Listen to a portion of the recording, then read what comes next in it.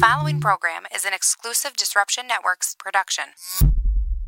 The Property Sisters of the Mohawk Valley was born when three top producing agents with over 25 years of combined experience selling real estate joined forces to take real estate to the next level. We practice with honesty, integrity, and the knowledge to help make the buying and selling process easy and stress-free for all of our clients. We pledge to always make our clients our top priority from start to finish and even after the house is closed. We will always be a valued resource for information and assistance for our buyers and sellers. Our customers over the years have become not only past clients, but great friends. As we join hands together as the Property Sisters of the Mohawk Valley, we look forward to serving our clients and our community and making a positive difference. You can reach us at 315-601-9630 for all of your real estate needs. Hi, this is attorney Nick Pasalacqua. The team of attorneys I have assembled at Pasalacqua & Associates has been carefully hand-picked to include the best trial attorneys in the particular areas of the law that we practice.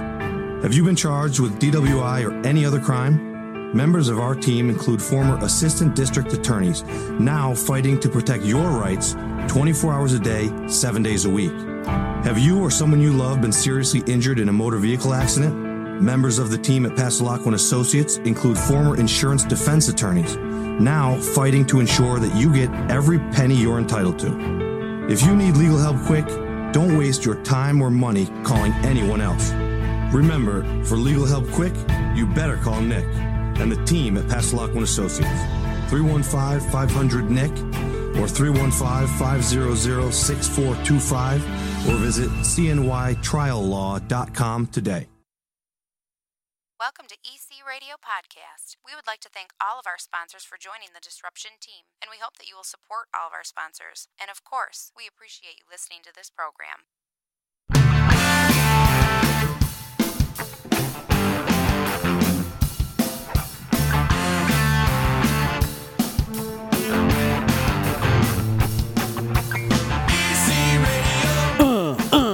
Disruption Networks. EC Radio. Disruption Networks. Oh yeah, baby. It is time for that distorted voice in your ear hole. It's me, Z, EC Radio. We're live on the D.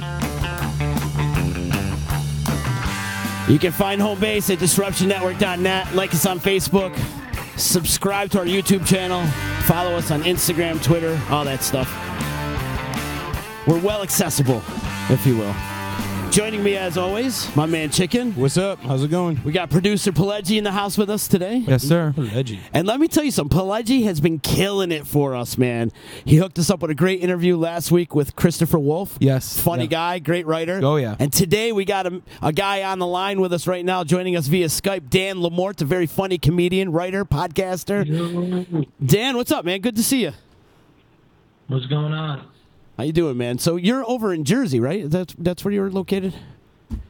Yes, I am. Is there connection problems? I don't know. My internet is terrible. Your internet's terrible? It's kind of like a little bit in and out, kind of faded, but we'll get through it, brother. We'll get through it. Yeah, it's insane. I'm in the second floor of my house, and I can't even pick up the Wi-Fi. I hope Optimum is not one of your sponsors.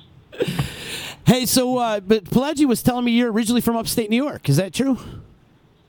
Born in Brooklyn, then my parents moved to Cornwall, New York for a year to live in a log cabin, which was a venture that they regretted pretty quickly.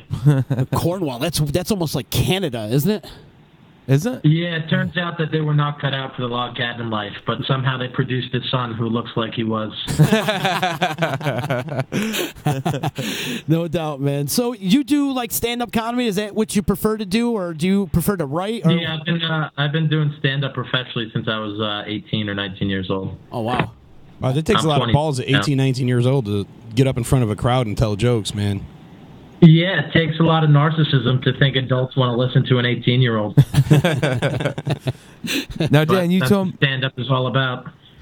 You were telling me yesterday that you were the youngest person to audition for the Comedy Cellar. Is that correct?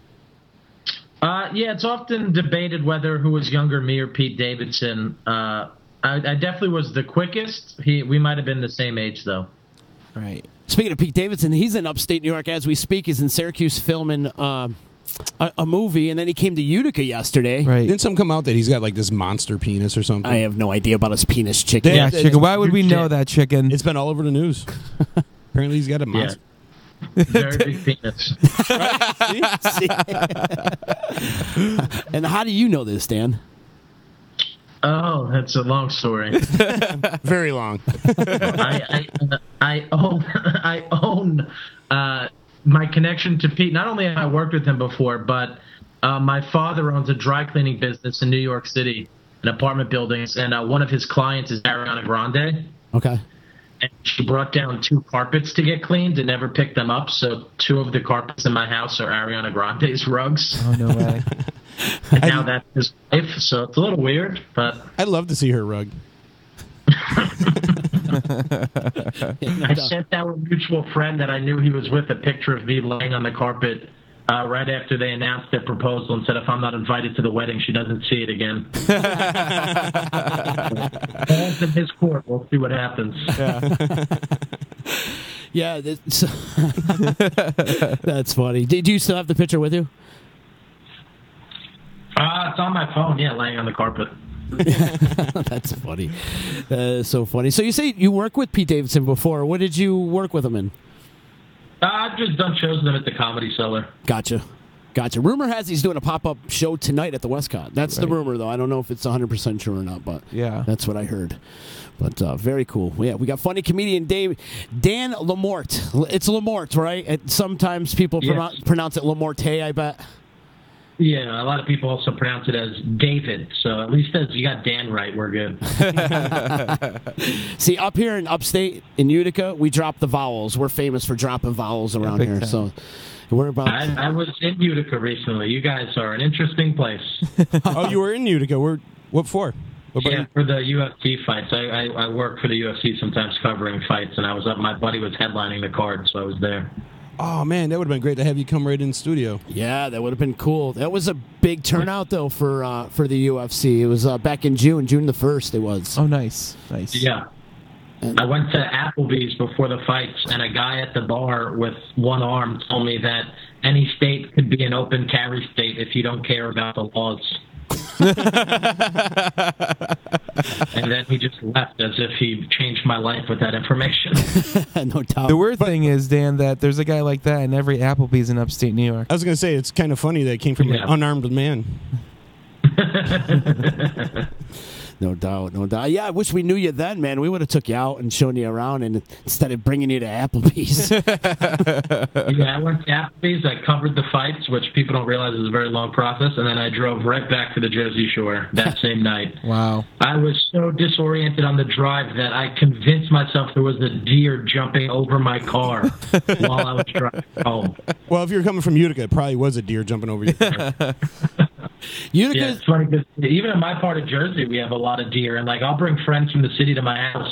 They're like, "What is that?" I'm like, "You've really never seen a deer before?" I feel like Utica is the only city where the deer actually mingle with the population. Yeah, they really do. You'll find deer walking down the street. Yeah, it's big weird. time. Yeah. Selling crack. It's weird. I was in front of my house the other day on the phone, and I looked up, and just standing right in front of me was a deer. Oh my God. And we both screamed at the same time. It was so scary. I'd never seen one that close to my face. He was almost surprised that I was scared.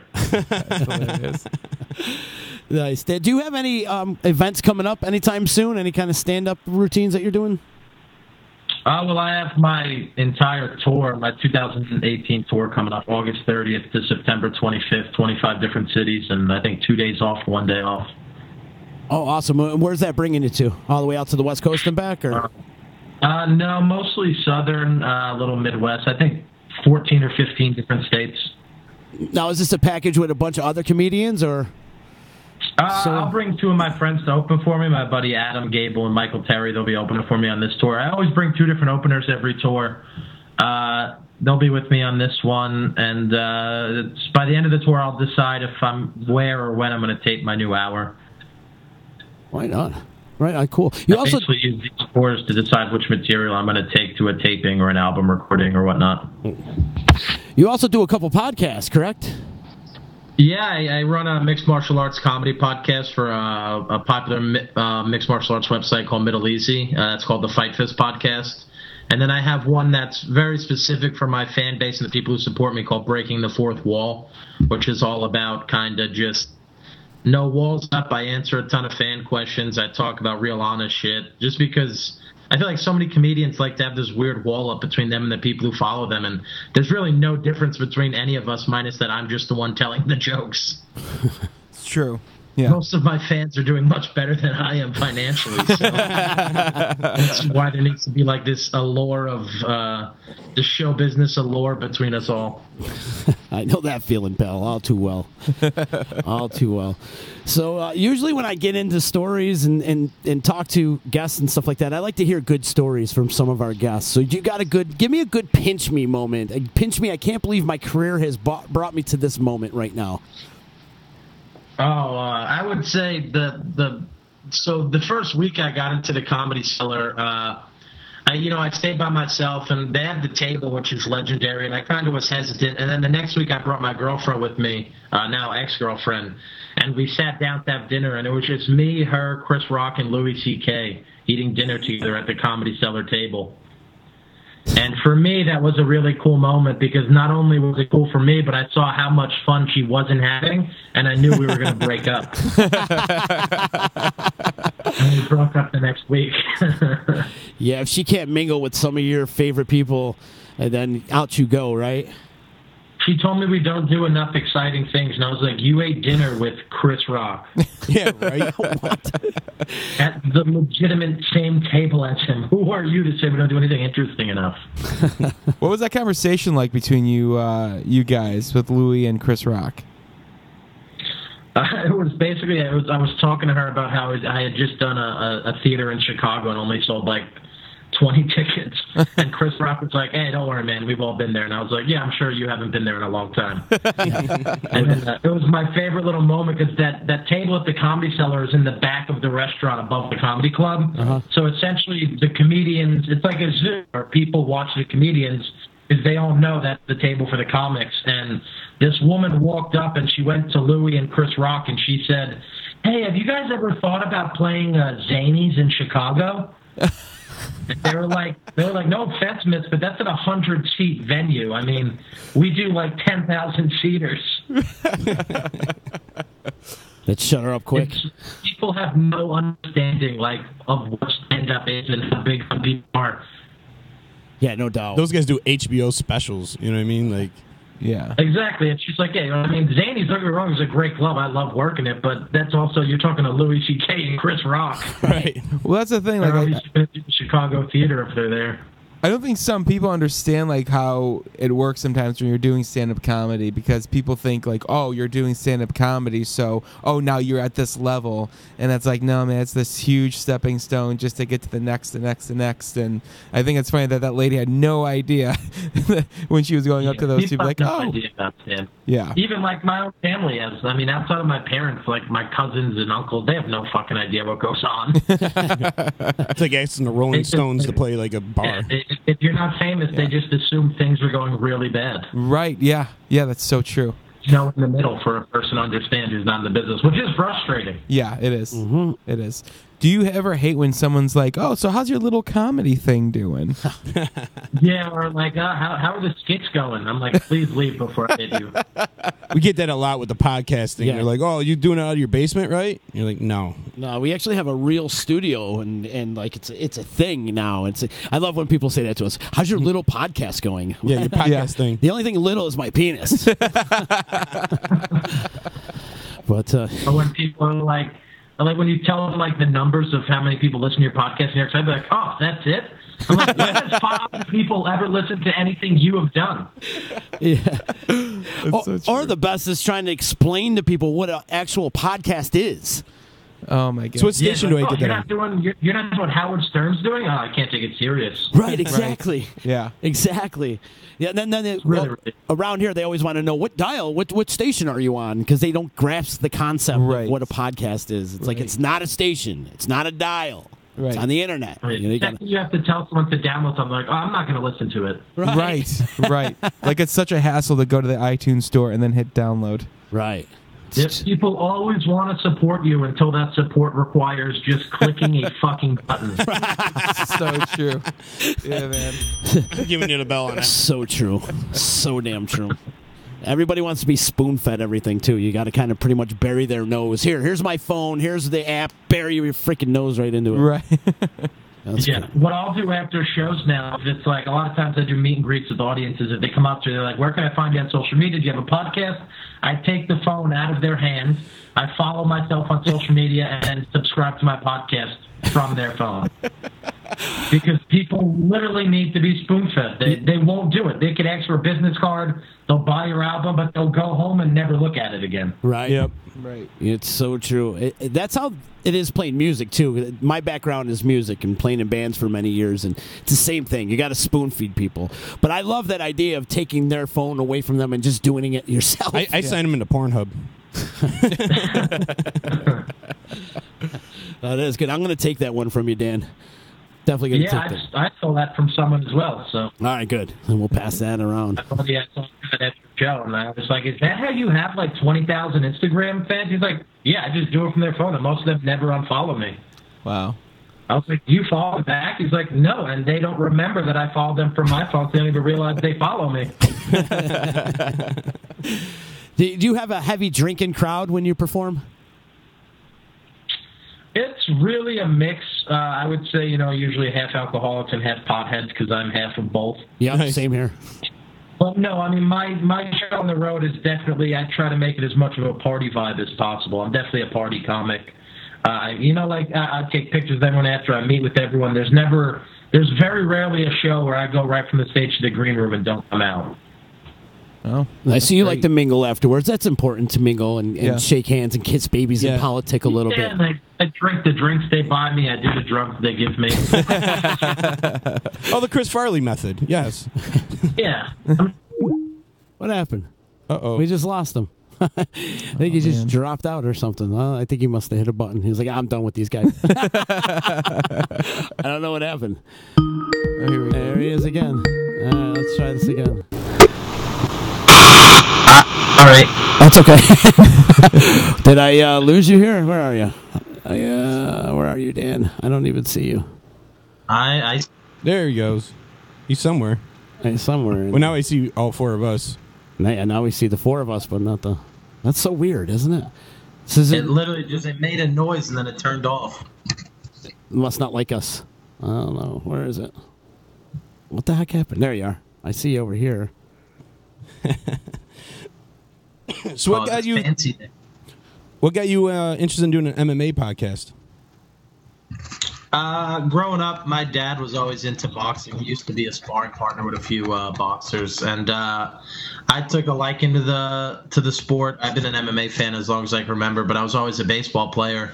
And then I played ball in college, and I got hurt. And in that process of coming back from the surgery, I started taking up Muay Thai and whatnot. So it just grew the interest in it. Right on. Who's your baseball team? Unfortunately, the Mets. The Mets? They just made a big trade getting rid of Familia. Yeah, I mean I'm okay with that since he was a wife beater but he was a very good pitcher. No, he was blowing saves left and right this year.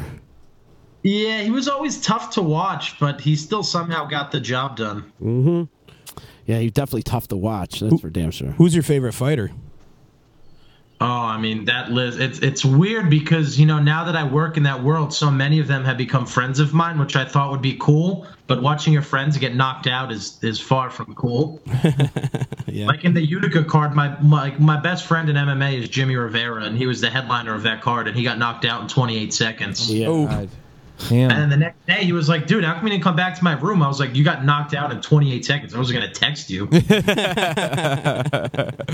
Jimmy's probably my favorite just because of the relationship we have, but I'm a huge fan of the new double champ, Daniel Cormier. I've been a huge Cormier fan for a long time. Yeah. Nice. A badass. We have our local guy up here. Well, he's not in the UFC right now, but he's trying to get back into it, and that's Matt Hamill. Matt Hamill, yeah. Yeah, Matt Hamill's a local guy here in upstate New York, in Utica. And of course, John Jones, he's from up around our area. Matt Hamill fights in the Professional Fighters League, right? The PFL? Yes. I think I saw one of his recent fights at Madison Square Garden.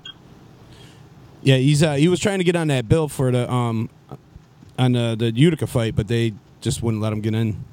Yeah, weird. I don't know if we're talking about the same guy, but when I was covering the fights at the PFL at Madison Square Garden, a big guy named Matt Hamill, I think, yelled at all of the press and told us to go fuck ourselves. No, definitely not. Matt Hamill's one of the nicest, sincere dudes in the world. Yeah. It was funny because it was like the last fight on the card, and this guy was like, "All you press, go fuck yourselves, write me off," and we all were literally like, "Dude, none of us know who you are. we haven't written an article about you because we don't know who you are." Actually, there's a movie made about Matt Hamill called The Deaf Fighter. He's deaf. Definitely not him. This guy was a dick. No, Matt is hands down one of the greatest dudes. Like you go to the bank and you'll talk to all the tellers. Just a hands-on great guy. So no, that's definitely not Matt. Yeah, and of course John Jones is from the Binghamton area. He's nice. The whole Jones family. Actually, Matt Hamill's the only one to get a win on John Jones. He got by default. He got disqualified. Illegal elbow. Elbow. Yeah, that was a bunch of years ago now. Yeah, man. Yep. Yeah, that was many cocaine incidents ago. I got to go back. You're talking about how you like to hang out with the fans and all your people afterwards. What is the strangest gift one of your fans has brought you to a show? A cuckold offer. Really? Wait, what? I've had a few of those where the husband and wife come up to me after, and the husband asks if I can sleep with his wife while he watches. Yeah. And so do you? I've had that on 3 separate occasions, and I've said no to all 3. Was she just not pretty? Yeah, I mean, in all 3 scenarios, I kind of found the husband more attractive. That's why he's like, "Yo, dude, can you bang her?" I don't want to do it. Sometimes people give you money or just a sack of weed. Nice. What do you like, sativas or indicas? I'm a downer of a man, so. Indica? Yeah, I like to go to bed with my weed. Do you snuggle with it? Yep, I snuggle with my big sack of edibles. And What's your preferred method? Do you like vape, smoke, edibles? I do the pen, the G pen with the waxes and oils more than anything now. Just because it's so much more discreet. Yeah, I get that. And then edibles a lot. I like to eat my marijuana, even though I very rarely have had an edible that tastes good. Oh, I have. I have a guy here in New York who makes Starbursts, which are fantastic. He boils them down to liquid form and then puts the THC in, and then brings them back and rewraps them in their packaging. Oh, wow. That sounds really I want to try those. I had Yeah, he's like the best of the best. And we're so lucky because he's like a massive dealer in New York, but he loves comics, so he just gives comedians free drugs all the time. Nice. That's awesome. Yeah, Chappelle actually hired him to come on tour with him and make him edibles. No shit. No doubt. I thought being a touring comic was cool until I realized you could be a touring drug dealer. Way more money. Yeah. Yeah, it's so much cooler. You don't have to do any work. Well, that's how the hippies survive. I get following the Grateful Dead all those years, right? Oh yeah, I've been a visitor of many Fish concerts, so Yes. I've seen it firsthand. Me too, my friend. I've been to a lot of them, and there's nothing like it. I'll tell you that. I did a show recently in Woodstock, and I had the vibe that the entire crowd there were like the people that were too poor to buy tickets outside of the concert to go back home and just stayed there. Really? They were just really old hippies, the whole crowd. I bet. Woodstock, that's an interesting community, that's for sure. You feel like you go. I did really bad. It's like it was my worst set of the year, I think. It's almost like traveling back in time when you go to Woodstock, and everything just still feels like 1960 in their town. Yeah, it was a show at a place called The Lodge, and it was just like really weird cabins with one centralized restaurant. Huh. And and the whole audience looked like people who would live in cabins, so I thought I'd be good, but I wasn't. They're probably like, "When's the band on, man?" Yeah, they really did not like me. They were like, "Why is this young kid yelling at us?"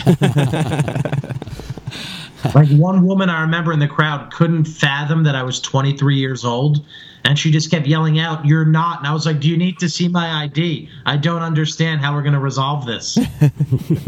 What did you do? I just showed her my ID. I do that so often. There are times where people in the crowd literally think I'm lying about my age. I'm like, no, there's such a thing as looking bad for your age. So did you hit a ton of open mics before you started auditioning at clubs? No, I'm a very, very stubborn. So I remember I did my first mic in the city, and someone came up to me after, and they were like, if you want to be a professional, you have to do like 6 of these a night just to get better. And then I looked that person in the eyes and I said, watch me do this without ever doing another mic. Wow. And I haven't done a mic since then, I don't think. Wow. Because I went, but I mean, I did it. It's not like I got lucky. I mean, I went right into barking. So, 18 years old, I was sitting in Times Square all day selling tickets to a comedy club. Sure. And then I would go to a bar show at night and then bark the crowd into different bar shows. Yeah. And that's how I started getting stage time right away. Right. And that was probably the most miserable year and a half of my life. Yeah, I hear barking's a pain in the ass. Barking I didn't mind so much as the selling tickets. So, I mean, from 7 to 7 every day, I was in Times Square having to sell tickets to tourists. Right. The most I ever sold in a day was 2 tickets, and that was to one couple. Now, do you get a percentage of that when you do that? You're supposed to. I didn't. You didn't? And the club was like, we'll give you a spot every night. And I was like, oh, my God, that totally beats real money. And how long they would let you perform, like 5 minutes or so? 5 minutes every night on the check spot, so no one would listen anyway. Yeah. Wow. But that's how I got much better very quickly, was because when you're doing check spots every night, you really learn how to connect with the crowd, because if you don't connect right away, you're gonna have a 5 minutes of silence. As we go, I was just going to do it. I just was going to stay quiet for 5 minutes and see what happens, which is very hard. Okay with that. Which is very hard to do around here. Yeah. None of us could stay quiet for 5 minutes. That's for damn sure. No, I legitimately don't think I'd be able to do that. No, I don't think so either. Do you ever get confused for Action Bronson? Every day, at least 10 times a day. When I'm in the city, people scream action at me all the time. Are you serious? I was going to say, we've hung out before at the Comedy Cellar, and he was shirtless, and he was clearly 100 pounds heavier than I was. I was going to say, he's a little bit bigger than you, man. He's definitely bigger than you. Yeah. But yeah, we get mistaken quite a bit, especially like when I get really mad. That's when like my Jersey accent kicks in, so I start to sound like him more. Even though he's a New Yorker, an angry New Yorker and an angry New Jerseyan sounds very similar. Yeah, there's really no difference. You actually got to hang out with him, you said? Yeah, he was at the Cellar one night walking around shirtless, and then the bouncer tapped him on the shoulder and said, Dan, put your shirt back on. And then he turned around and he was like, oh, you're not Dan. Oh, my God. So Action Bronson got confused for you. I've never once been bald in my life. I was also going to say, you got a doppelganger. You know, Zach Deputy is a popular musician that travels around the country a lot. You guys look a lot alike, too. I do not. You have very similar features in the face. I also am Chris Pratt before he lost the weight. I could see that. I'm season 3 Parks and Rec Chris Pratt. Nice. Is there anything you're binge watching these days? I watch The Office every single night for the past many years of my life. Yes. It's very peaceful to me. I've been watching this new show, Cold Justice, on Netflix. Have any of you watched this? No. It's fucking hysterical. It's shot so miserably, but it's really fun because what they do is they take 2 female retired detectives and they send them into very small southern rural towns to solve a cold case murder that the detectives were never able to solve. But since it's such like a small southern town, there's like 4 cops on the payroll. Oh my God. And they get pissed off right away. They're like, because the woman walk in, they're like, you guys ready for the professionals? And then like the one cop is like, listen, don't be a dick. It was either this or Quiznos, so I picked being a cop. And like it's really fun because they're very southern towns and they try to really liberal it up for Netflix. But like a lot of their bigotry is still lathered in there. Like they open up a cold case about a gay guy who was murdered, and they had to re-interview his boyfriend as a suspect, and his boyfriend opened his mouth, and right away the detective was like, oh, this guy can't kill a fucking butterfly. We're out of here. And then they just dismissed him as a suspect because he still talked gay. Oh my God. I'm really having so much fun with this show. That's hilarious. It's called And like half the times they don't even solve the fucking murder. It's called Cold Justice, you said? Yeah, most of the times it's just cold. There's very rarely justice. That's great. And it's like an hour and 15-minute episode. So the last one, I was like, oh, man, this is brutal. And it's like, no one was arrested for the murder. And I was like, really? You're going to put that on Netflix? You didn't even solve it. Sounds like Finding Bigfoot. You know it's never going to get solved. Right. I love Bigfoot. It's the Scientology of animals. It's true. It is. You ever get confused with Bigfoot? Or Scientologist. Nice, man. What else besides tour, man? What else you got going on? I feel like you're really, really busy these days. Oh, God. I mean, I have, there's a lot of unconfirmed things. Actually, I have a meeting today. I wrote a card game, a stoner-based card game. A lot of people don't realize that comedians are utilized in a lot of different avenues. I mean, I've written board games, card games, that game where the punching bag comes down and you punch it and it calls you like a bitch. I wrote most of those lines that it yells at you. And the new one is a stoner-based card game. So we pitched that and the people liked it. So we have to have a final meeting today. I'm hoping to land a book deal for the tour I have coming up. I want to write a book that's half road journal and then half details how a comic's mental stability either strengthens or deteriorates over a 25-city tour. And then I have a really big project coming out next year that I can't really announce yet, but it's going to be my acting debut. Very cool. Nice. Very cool. Yeah, so it's the busiest I've ever been, but I like it because the less downtime is great. You know, I wake up every day at usually 11 or 12, and then that usually gives me no downtime. I just work until I go into the city and do shows, and then that's usually my downtime, is because, you know, you do 10-minute sets in between hanging out for an hour. And then it just repeats the next day. And that's the way I like it. I don't really like too much downtime. You're talking about this card game. You said stoner card game. Do you have to smoke while playing this game? You don't have to. I mean, I think that's going to be part of the presentation of it just because marijuana is at an all-time high level of acceptance. So I think it's the right time to market a marijuana card game. But it's not going to be like, it's basically like Cards Against Humanity meets charades, where you have to actually act out the cards, which I think is what that game was missing because it'll make it so much funnier. Yeah, no doubt. No doubt. How is the laws with marijuana right now in New Jersey? Are they where we are here in New York, or? I'm not sure. I know, like, I don't think you could really get arrested for smoking a joint in public anymore. I think you just get a ticket for it. I'm not sure. I mean, I've been arrested in Jersey for weed before. That must have been years ago, though, right? Yeah, I was in high school. I got caught dealing marijuana. Happens to the best of us. Dealing's a strong word for what I did. It was my first day on the job, and I did not succeed. I never even made it to the first deal. So you didn't really have a successful drug dealing career, huh? And it was karma. I mean, I was just taking dime bags and putting them in $20 bags, dub bags, and then selling them to the younger students of the school. That's hilarious. So I guess it was karma being like, you know what? You're not even an honest drug dealer. You're done. Add some oregano to it. You're good. There you go. Yeah, it was the Lamorte concoction, but it was not meant to be, as the cops had a different idea for when I ran a red light and had weed in my car. Oh no! Just give it like a cool name, like Hot Pizza. You know.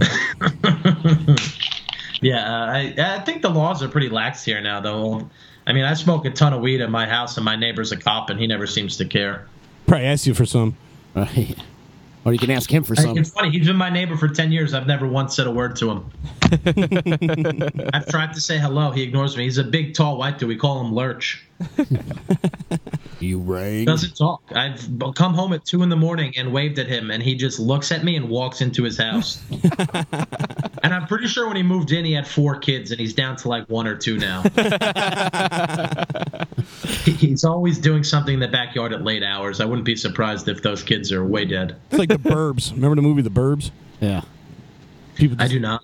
Wow. With Tom Hanks? You're a little younger. Yeah, you got to see that. It was a while ago. That movie's from the 80s. I like bad movies. Bad movies? Yeah, like my favorite movie is Neighborhood Watch.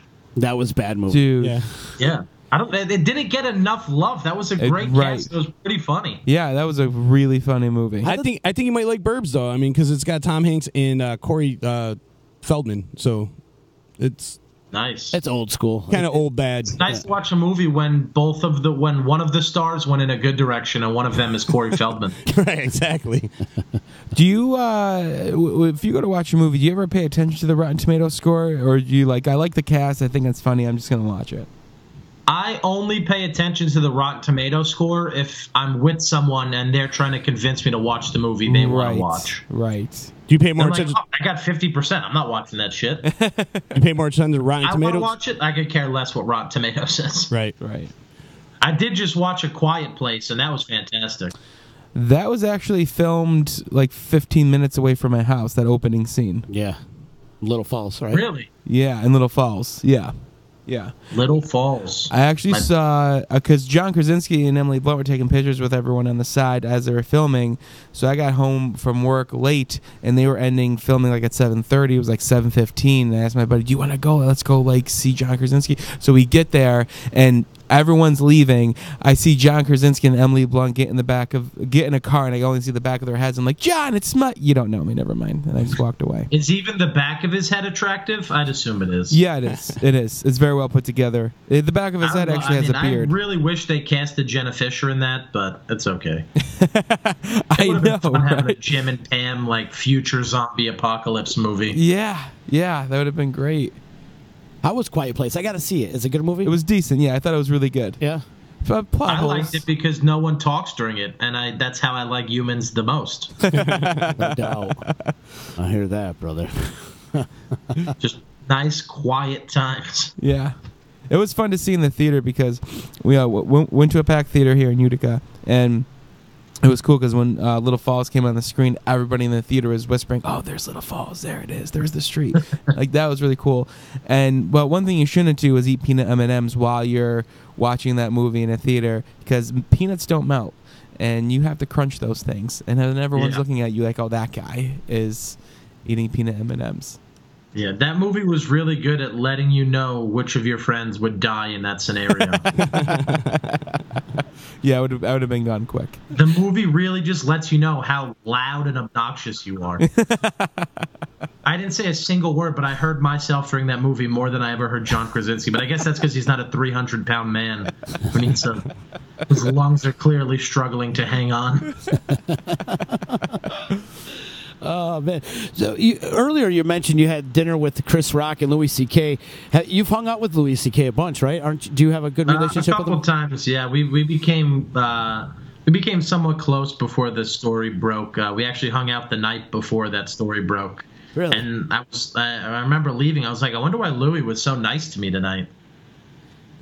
Yeah. And then the story came out, and I was like, oh, because he's going to need friends. But no, I love that guy, and I respect him quite a bit. Obviously, what he did was seedy and not needed in this business. I don't really think there's a place for that in comedy. But I do think he should be allowed to come back eventually. Yeah. And I think it will. I mean, if Pee Wee Herman could overcome some of that shit, and I think after a while people forget. Yeah. Yeah, I mean, people seem to have forgotten, and Jeremy Piven is headlining every comedy club across the country right now. Do you not like Jeremy Piven? Accused of a lot worse things. I heard a lot of people don't like Jeremy Piven. I don't know if I don't like him. It's so crazy when comedy's this weird thing where if you start in comedy, it takes so long and so many hours of work to become a headliner. Whereas if you get famous outside of comedy and you decide you want to do comedy, you're a headliner right away. Right. Because as much as bookers like to say they love talent and fostering growth, they love nothing more than asses in the seats. Yeah, right, exactly. Yeah. I feel the same way with musicians, too. It's the same way. Like, if you're an actor and then you want to do a band like Kevin Bacon, you're going to sell out. You're going to become a headliner. Kevin Costner's another one. Yeah, Johnny Depp. Yeah. You automatically become a headliner. Yeah, and it's weird because a lot of those guys, when I see them, they don't maintain their fan base. Like Screech from whatever horseshit show he was on. Saved by the Diamond. Bell. I don't know why I called that show was much better than he was. Right, yeah. He tried being a stand-up and still does. And I mean, he headlines the occasional big room, and I'm kind of just like, why are you guys still letting this guy do this? Right.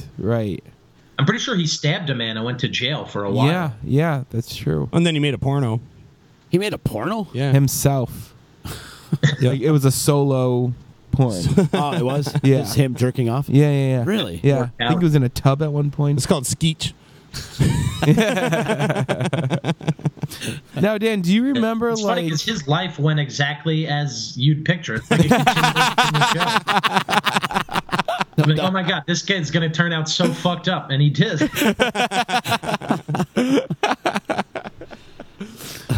Now, Dan, do you remember a specific time where a comedian you've admired gave you a solid piece of advice? Yeah, so the night I auditioned at the Comedy Cellar, Tracy Morgan is somewhat of a friend of mine, and he was there that night when I was auditioning. And Tracy usually rambles and doesn't make much sense. But every now and then he drops like a really cool piece of advice where we were sitting at the table, and he pulled me aside. He was like, "You ready for tonight?" And I was like, "Yeah, I'm going up in a couple minutes." He's like, "This club separates the boys from the men, so it's time to decide if you're ready to be a man." Wow. I was like, "Damn, Tracy, I didn't know you were going to say something motivational." And then he went right back to being like, "Who am I going to get pregnant?" On the flip side of that was a cool moment for me, because I was like, he clearly has the faith in me to do this if he's pulling me aside and talking to me. Sure. Nice. And then one of my favorite comics, and someone who's not really nationally famous but is a Comedy Cellar legend, is a comic by the name of Greer Barnes. Yeah. Greer might be the funniest person working in stand-up, whereas before he even opens his mouth, the crowd is laughing. He just has this energy about him. Right. But anyway, there was the first night of the Cellar, so this was after the audition. I told him I was nervous, and he was like, "Don't worry, nobody's going to watch you. Everyone knows it's your first set. They know what it's like." So then they call my name, I go on stage, and you could very clearly see the hallway. And in the hallway, Greer Barnes was standing there with his arms crossed watching me. Oh, my God. And I was like, "Oh, shit." And then first joke landed, and I saw him hunched over laughing. That's awesome. And then I got off stage, and he shook my hand and hugged me, and he was like, "Welcome to the family." Wow. Wow. I don't work there much anymore, so his sentiment was fleeting, but it was still a very nice moment to hear him say that. Yeah. On the flip side, have you ever met somebody that you had like you were a fan of, and they say never meet your heroes, and like they turned out to be a real dick? Yeah, I mean, you meet plenty of those guys, but you don't want to throw them under the bus. Smart man. There's plenty of people in this business who are assholes. Oh, yeah. And it's never to other comics usually. It's usually to wait staffs. Like, you'll be like, "Oh, this is a cool person. I'm glad he turned out well." And then he, like, slaps a waitress's ass. And you're like, "Well, that was not what I expected." Yeah. That was Wanda Sykes, right? Yeah. That was Roseanne. Keep piling on her. Let her take the fall for everything. Exactly. What's your favorite room you've played, Dan? That just has good energy. You walk in, you can just feel the funny. I would say in the city, it's probably the Comedy Cellar, or there's a little bar called the Grizzly Pear, which is actually down the street from the Comedy Cellar, which is a dive bar that in the back has about a 60-seat showroom. Oh, nice. And that's never a place where the energy is great, but it's a place where if you're a good comic and you know how to work the room, you could really stand out there, because it's not very conducive to stand up that place. Right. But as far as the road goes, I love Zany's in Chicago. The energy there is always insane. Nice. There's a club in Detroit called Mark Ridley's Comedy Castle, which is also one of the best clubs in the world. Just every now and then you go on the road and you work a club where everyone there knows what's going on and knows stand-up and knows how to work the business well, which is always nice, because you'd be surprised how many places treat comics like shit. Yeah, I can imagine. Yeah. Yeah. But is there a town out there? Earlier you reverted to talking about your fans giving you weed or anything like that. Is there one specific town that comes to mind that is always giving to you every time you perform there? Detroit I do well in. Chicago I do well in. Atlanta I do well in. Wilmington, North Carolina, I've grown a little bit of a fan base there. The one that always stood out to me was, I remember I did a tour in 2016 called the Young Guns of Comedy Tour, and I brought two other young comics to open for me, both of who are very successful right now. And I remember we were doing a theater called the Tally Ho Theater in Leesburg, Virginia. It was opening night of the tour. It was our only big theater. And we got there, and I was 20 years old. We were all young, and I asked the booker, I was like, we sell a good amount of tickets tonight? Because I didn't know what to expect. He was like, yeah, we're doing pretty well. I was like, what do we got, like 50, 60? He's like, we're at 450 pre-sales. Wow. Oh.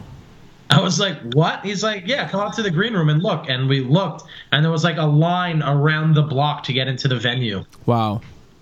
And we ended up selling out that theater. And then the next year I was like, let's do this shit again. Clearly Leesburg loves me. And he's like, oh, we've decided not to do stand-up anymore. Oh, my God. I was like, oh, really? Is that big Howie Day comeback really what your venue needs? It's funny because I was there the week after Howie Day, and we sold out, and he didn't. And then I tweeted at him, even the best fall down sometimes. And then he blocked me, and the tweet no longer exists. Oh, man. Howie Day. I don't think Howie Day ever got a reference on the show ever. So No. Yeah. I couldn't. If you asked me to name one song outside of Collide, I would have no idea. right, same here. It was like him, then it was me, then it was the kid who sings "I Want Candy." And it's a shame because I was like, why don't you guys want to do stand-up anymore? They're like, we just don't want to set up the seats. I was like, yeah, but we sold out a theater. And he was like, I'm sorry, man. Wow. Seems lazy. Yeah, I mean, he made so much money that night because I was so dumb that I was like, let's just work for a $500 guarantee because he offered 80% of the door. Oh, wow. Oh, and I was like, there's no way we're going to sell this out. It's $25 tickets. So you figure 450, 500 tickets at $25 a pop. I would have made a lot more than $500 that night. Yeah, no doubt. No doubt. Have you ever performed in front of bands before? No, there was once an offer for me to go on the road with what's that band? Bam Margera's CKY. No shit, really? Someone was trying to book us on a run of shows together, but for some reason it never went through. Right on. That would have been awesome. I'm like a huge Jackass fan, so work with those guys would have been so cool. Dan, do you think they're going to come out with another movie? Because I saw Steve-O with Johnny Knoxville, and they were filming something with the Jackass crew, but they weren't quite saying what it was yet. Well, they have that new movie coming out about Action Park. That's right. Wait, Action Park in New Jersey? Yeah, they're doing a movie about it, and Knoxville was the creator, and a lot of the stunts are the Jackass guys actually hurting themselves. Right. Oh, wow. But I'm trying to bring back an online web series called Fat Ass. just all fat guys doing stunts. I have two different names that I go under called Ham Margera. But my go-to is Ryan Tunn. And like every now and then I'll post a video of like me eating shit on a pool float, like going into a pool or some shit. Now, have you ever had I want a taser to tase myself with, but I'm not ready to go to that level yet. Has Johnny Knoxville or Bam Margera ever reached out to you? No, I've tried getting Bam Margera on my podcast, but it's been a long run of just sending emails to different people. Right. I would love to get any of them on my podcast, but no, it would be a dream to meet those guys. I not only was I a fan of them then, I still am now. Oh yeah, for sure. I remember. When I get high, I watch Jackass all the time. It's some of the best gut wrenching laughs that I've ever had in my life. It's the absolute best. Guys do. Yeah. I remember a lot of Friday nights in high school, going home, watching MTV. Wow. Watching Jackass. That's what you did Friday night. Well, I said, okay. Should I hurt myself tonight? This is going to go viral. I don't want you to think I didn't go out during high school, like junior, senior year. I don't think you did. That was my time. Okay. I didn't at all. See, I grew up in the 90s. Going viral meant something different. Yeah. That means you go to the doctors and get yourself checked out. Yeah, the closest I've gone to going viral is chlamydia. Fun fact, twice from the same girl. Booyah. Oh. Damn, you better carry around some penicillin. Yeah. Yep. As they say, you can lead a horse to water, but you can't teach it to wear a condom. Dan, what kind of music are you listening to these days? Oh, God. I mean, these days specifically, you've caught me in the run of what is my first ever stoned quarter-life crisis, which is a huge obsession with opera. Really? I've discovered Pavarotti, and I can't stop listening to this man. Pavarotti. He is so good and so dead.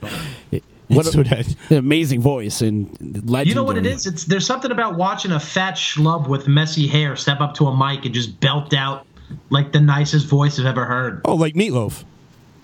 Yeah. And it's like this guy has a suit on, but everything else about him kind of discredits the suit. I just find him so fascinating. I listen to everything: rap, country music, classic rock.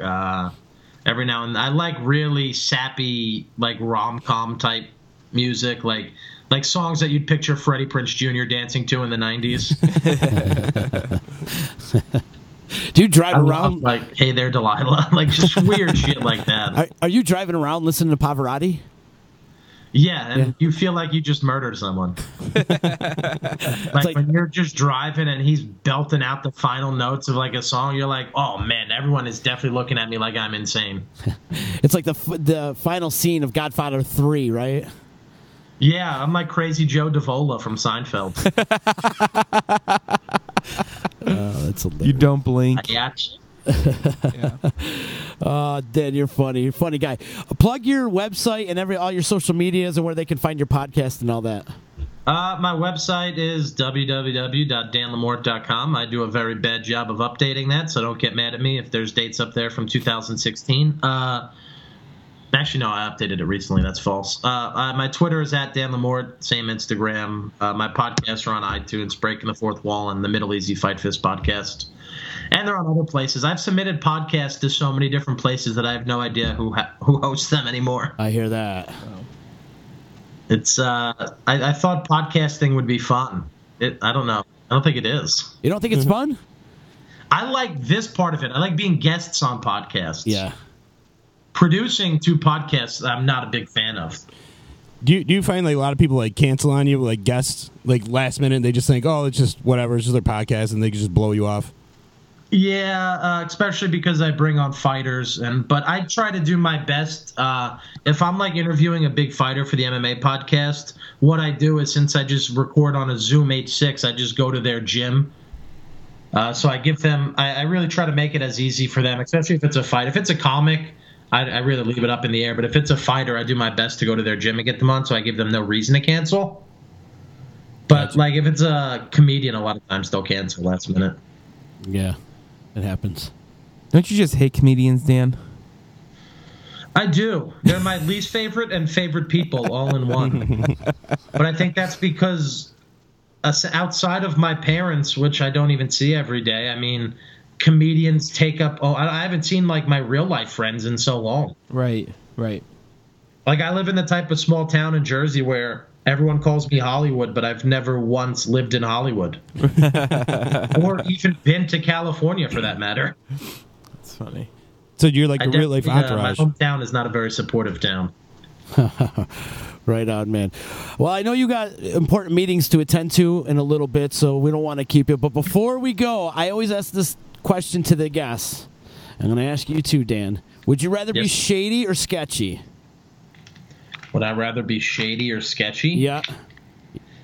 I'm not aware of the differences. Okay, well, shady is... I think shady because sketchy applies more insanity. Yeah, I agree. Or like when you see like someone jonesing on the street, you're like, that's a sketchy dude. Whereas like the Unabomber was shady and he was a genius. Right. Sketchy is shady on drugs. Yeah. That's agreed. So I pick shady. I'd like to be the Unabomber. Minus the bombs. I would prefer not to handle explosives. Yeah. I fly too much to do that. Well, Dan Lamorte, thanks so much for joining us today, man. This has been a lot of fun. And one more time, plug your website, social medias, and all that. DanLamorte.com, @DanLamorte, DANLAM. Oh, wait, it's spelt on there. Okay, ORTE. Nice, man. Well, good luck and best of luck to you in the future. And then when you get that big announcement that you were talking about earlier, come back on the podcast and promote it. Gladly, anytime. Thanks for having me, guys. It was a lot of fun. Thank you so much, man. Nice talking to you. All right. Have a good one. All right, that was cool, man. Dan Lamorte, funny guy. Yeah, it was a lot of fun. Hilarious. That was a lot of fun today. Let's take a little break because we have a friend in the house with us. We're going to be dancing. We're going to teach you how to dance, Pledgy. I don't want to dance. No, you're learning how to dance today. You can do the Cabbage Patch. Yes, we're teaching you how to dance, and it's going down today. It's going to happen. Yeah, you're going. Can you do the Cabbage Patch? What is the candy? I'll show you how to do it. I'll show you how to do it. I don't dance. You don't dance? All right, no. Let's see where this takes us. Which actually could be a lot of fun if you don't dance. I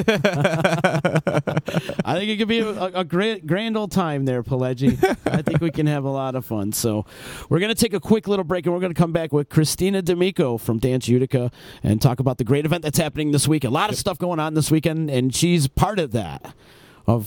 There's so much to do in Utica, and I don't want to hear that there's nothing to do in Utica. Especially this weekend. Right, there's so much going on. So we're going to talk to Christina in a little bit about that. And you guys hang. It's EC Radio. You know what the hell you're listening to?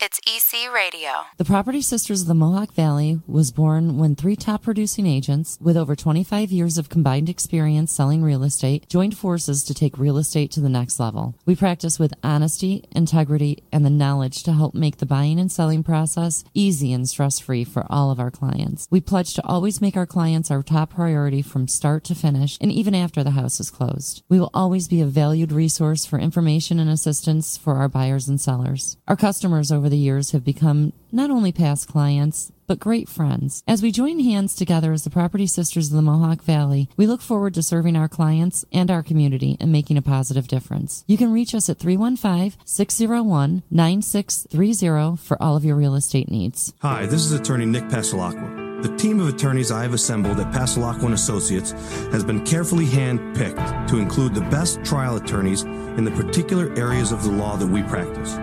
Have you been charged with DWI or any other crime? Members of our team include former assistant district attorneys, now fighting to protect your rights 24 hours a day, 7 days a week. Have you or someone you love been seriously injured in a motor vehicle accident? Members of the team at Pasalacqua & Associates include former insurance defense attorneys, now fighting to ensure that you get every penny you're entitled to. If you need legal help quick, don't waste your time or money calling anyone else. Remember, for legal help quick, you better call Nick and the team at Pasalacqua & Associates. 315-500-NICK or 315-500-6425 or visit cnytriallaw.com today. You're listening to EC Radio on the Disruption Network. Never you mind what I'm making. You should spend some time taking a personal inventory of what you're doing for the betterment of society. EC Radio. EC Radio might not be suitable. Intense rapid head movements and spontaneous human combustion.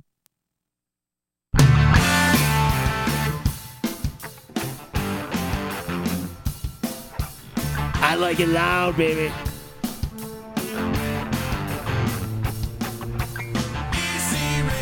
Blowing out eardrums. Disruption Networks.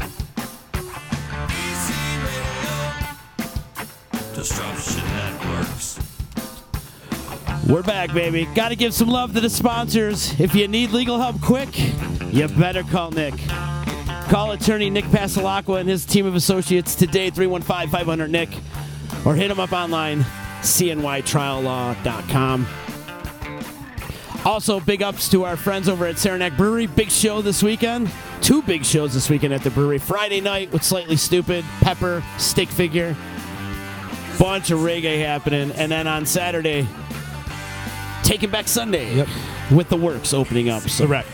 They're back. It's going to be good, man. It's going to be a lot of fun. Great time this weekend. If you're a big fan of Taking Back Sunday, go check out our interview with John Nolan. Johnny Nolan joining us last week, actually, from Taking Back Sunday. And we talked about his DJing career and a bunch of other things. You can find that on the D, as well as you can find all our great content at disruptionnetwork.net. Also got to give big ups to our friends over at the Catalyst Group and the Chamber of Commerce from Utica for the B local barbecue that we attended yesterday. A lot of fun. Met a lot of cool people. Met a lot of cool people. And big ups to Woodland Farm Brewery, man. That place is great. You know what's kind of cool? When you interviewed the gentleman there from the cigar place, I got a call from a person in Florida. My friend's mom called me from Florida because she wanted his info to buy cigars. Oh, cool. I was like, wow, that's pretty instant.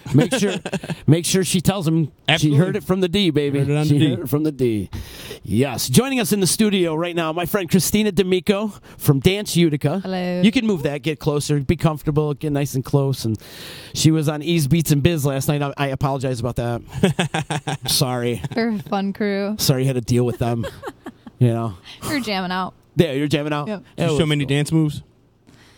We talked about flossing, but we didn't get there. Because Gabe had something in his teeth. Or... That's the biggest trend right now, the floss. All these kids are flossing. And oh, my God, yeah. How come I can't do it? I tried so many times, I can't do it. I've actually never tried. You've never tried? No. We were going to have to try now. Pledge, have you flossed? What are we talking about? Our hygiene, what? You notice how he got quiet once you came on? And he's just like, I'm not dancing. I got two left feet. I hate dancing. He's like, oh my God. Why do you hate it? I don't know. I'm just not. Do you have a soul? No, he doesn't. Some women may agree to disagree, but no, not really. Maybe. At weddings. I have some tequila in me. Right, well. And, we got some Tito's over there. I mean, it's vodka, but, will that work? Oh, tequila. I think we got to teach how to floss, man. I guess, yeah. I don't learn how to floss, too. Dude, he's starting to sweat over here. At the Taste, when I was working at Taste of Syracuse, Rain Man, our good friend from K-Rock, Rain Man's daughter was teaching him how to floss. And I'm like, what are you doing? And he's telling me this is the latest dance all the kids are doing. And so he gets on the mic to introduce the band coming up. And he was like, anybody know how to do the floss? And all these kids started flossing. Yeah. I don't know where, I don't know the background. I don't know the cultural history of the floss, but... It just all of a sudden popped up out of nowhere, right? Well, it's like, what's the kiki? What's happening right now? Something like that. Yeah, the kiki. Right? What is I don't the even kiki? understand what that is. Someone said that, and I'm like, I don't even know. Yeah. I've seen it. Then they have the dab or whatever. The dab is just a pose, though. I The dab is just this. It's just a pose. It's not really a dance. Every year I was so confused. I thought it was something else. The dab to us is something else, yes. Oh, man. But you got your big event coming up this weekend. I do. Dance with Utica. Yeah. Talk about it a little bit. Spread out, right? Yeah, 3 days. 3 days. 27th, 28th, and 29th, Okay. Friday through Sunday. There is a lot happening, like you guys said. There's a lot happening this weekend.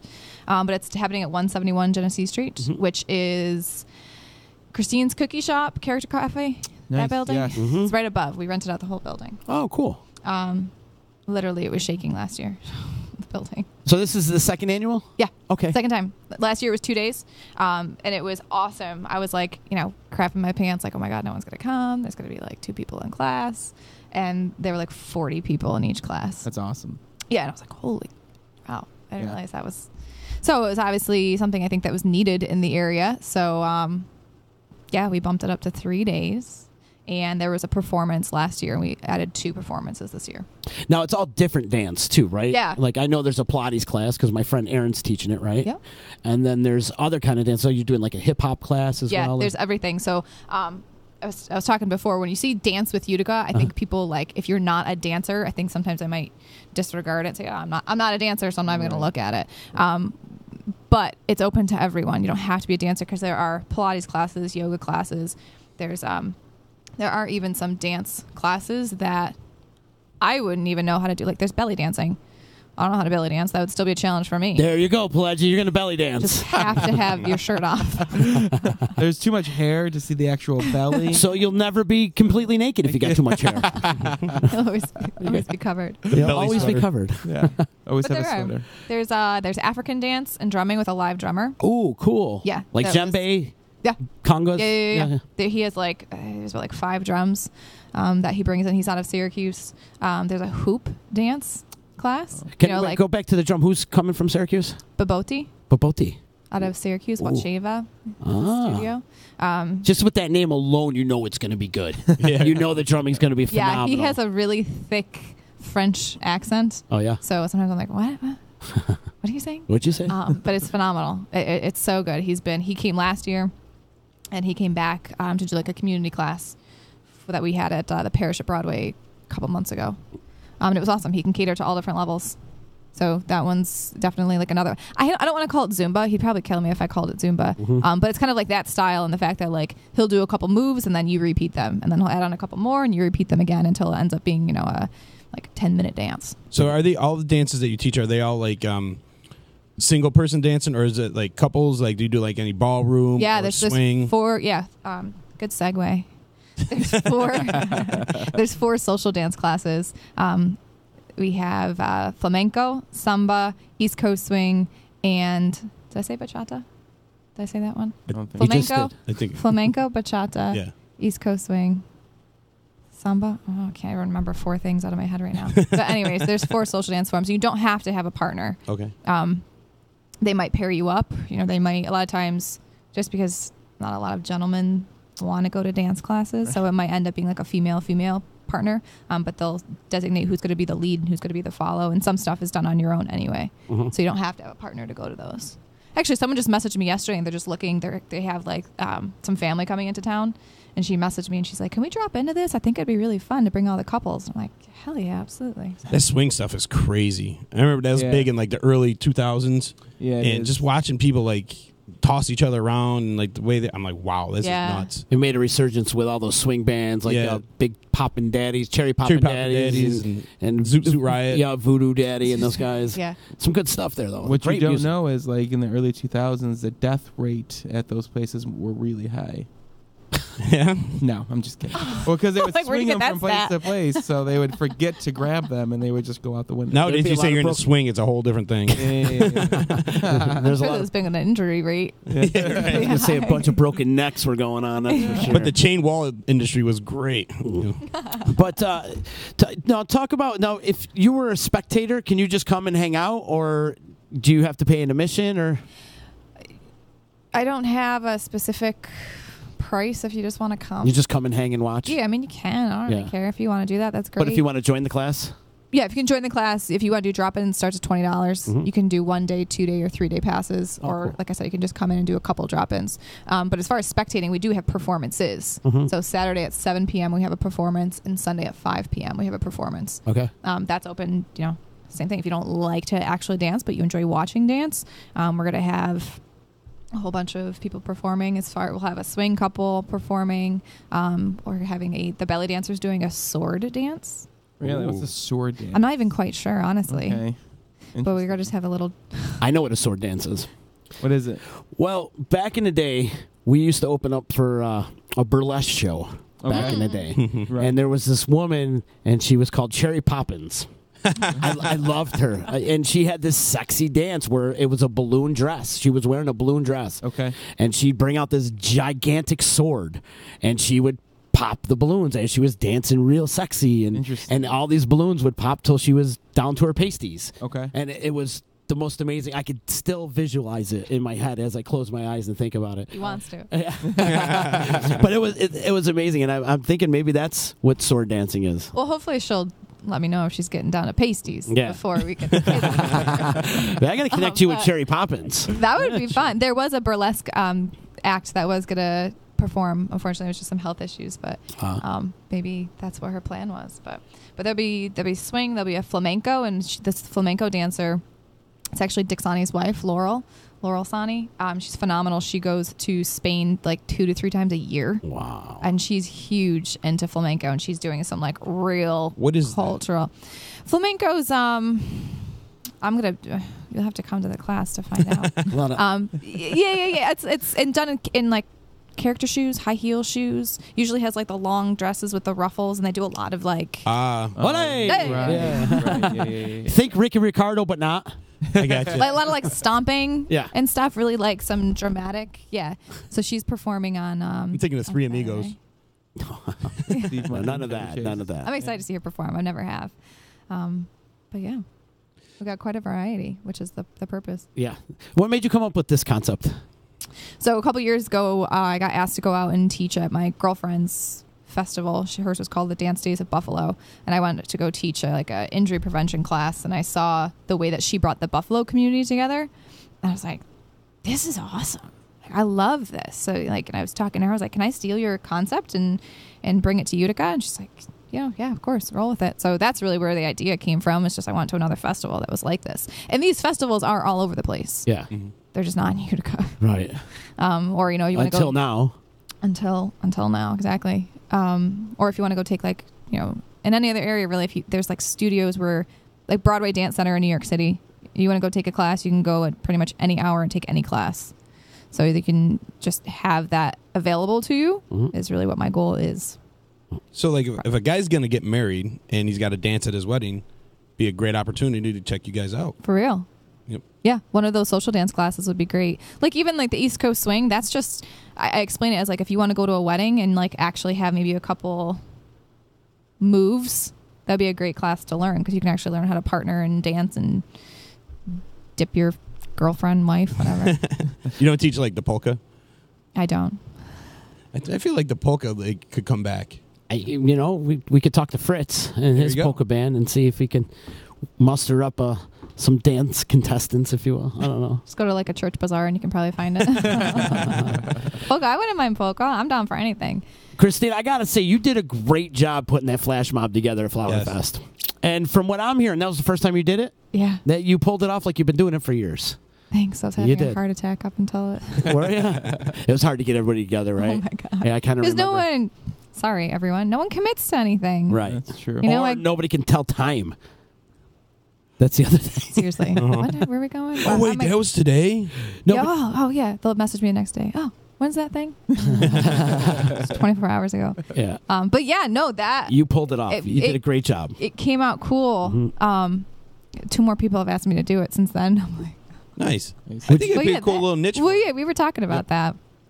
Absolutely. But it did. It came out really cool. I just, I think I got like 15 people 10 minutes before. That's awesome. So that was 15 minutes before, because people were just dropping out, not showing up. Yeah, well, I went to a couple classes to teach them, let them know, hey, here's the date. If you're interested, like put your name down. And of course, people did, and they showed up. But by the time, the event rolls around, who can't do it, who gets pulled this way in that direction. Yeah. So dropped out a couple, but it ended up being a good time. It was cold. It was cold. Yeah. It was so cold that day, but that was an awesome event. It was. That was really cool. So hopefully that continues. Yes. Hopefully it's nicer next year so people actually stick around and do some of the other events. This is one cold day of that whole week. It was. Yeah, you're right. It was bad. Yeah, the next day was beautiful. Yeah, wasn't it? absolutely gorgeous. Yep. The whole week. Well, yeah, no, I thought you did a great job. You did Uptown Funk. Yep. And just seeing the mob of people, because I was on the stage and just watching everybody walking, and everybody was in bright colors. Yeah. And they're all walking over.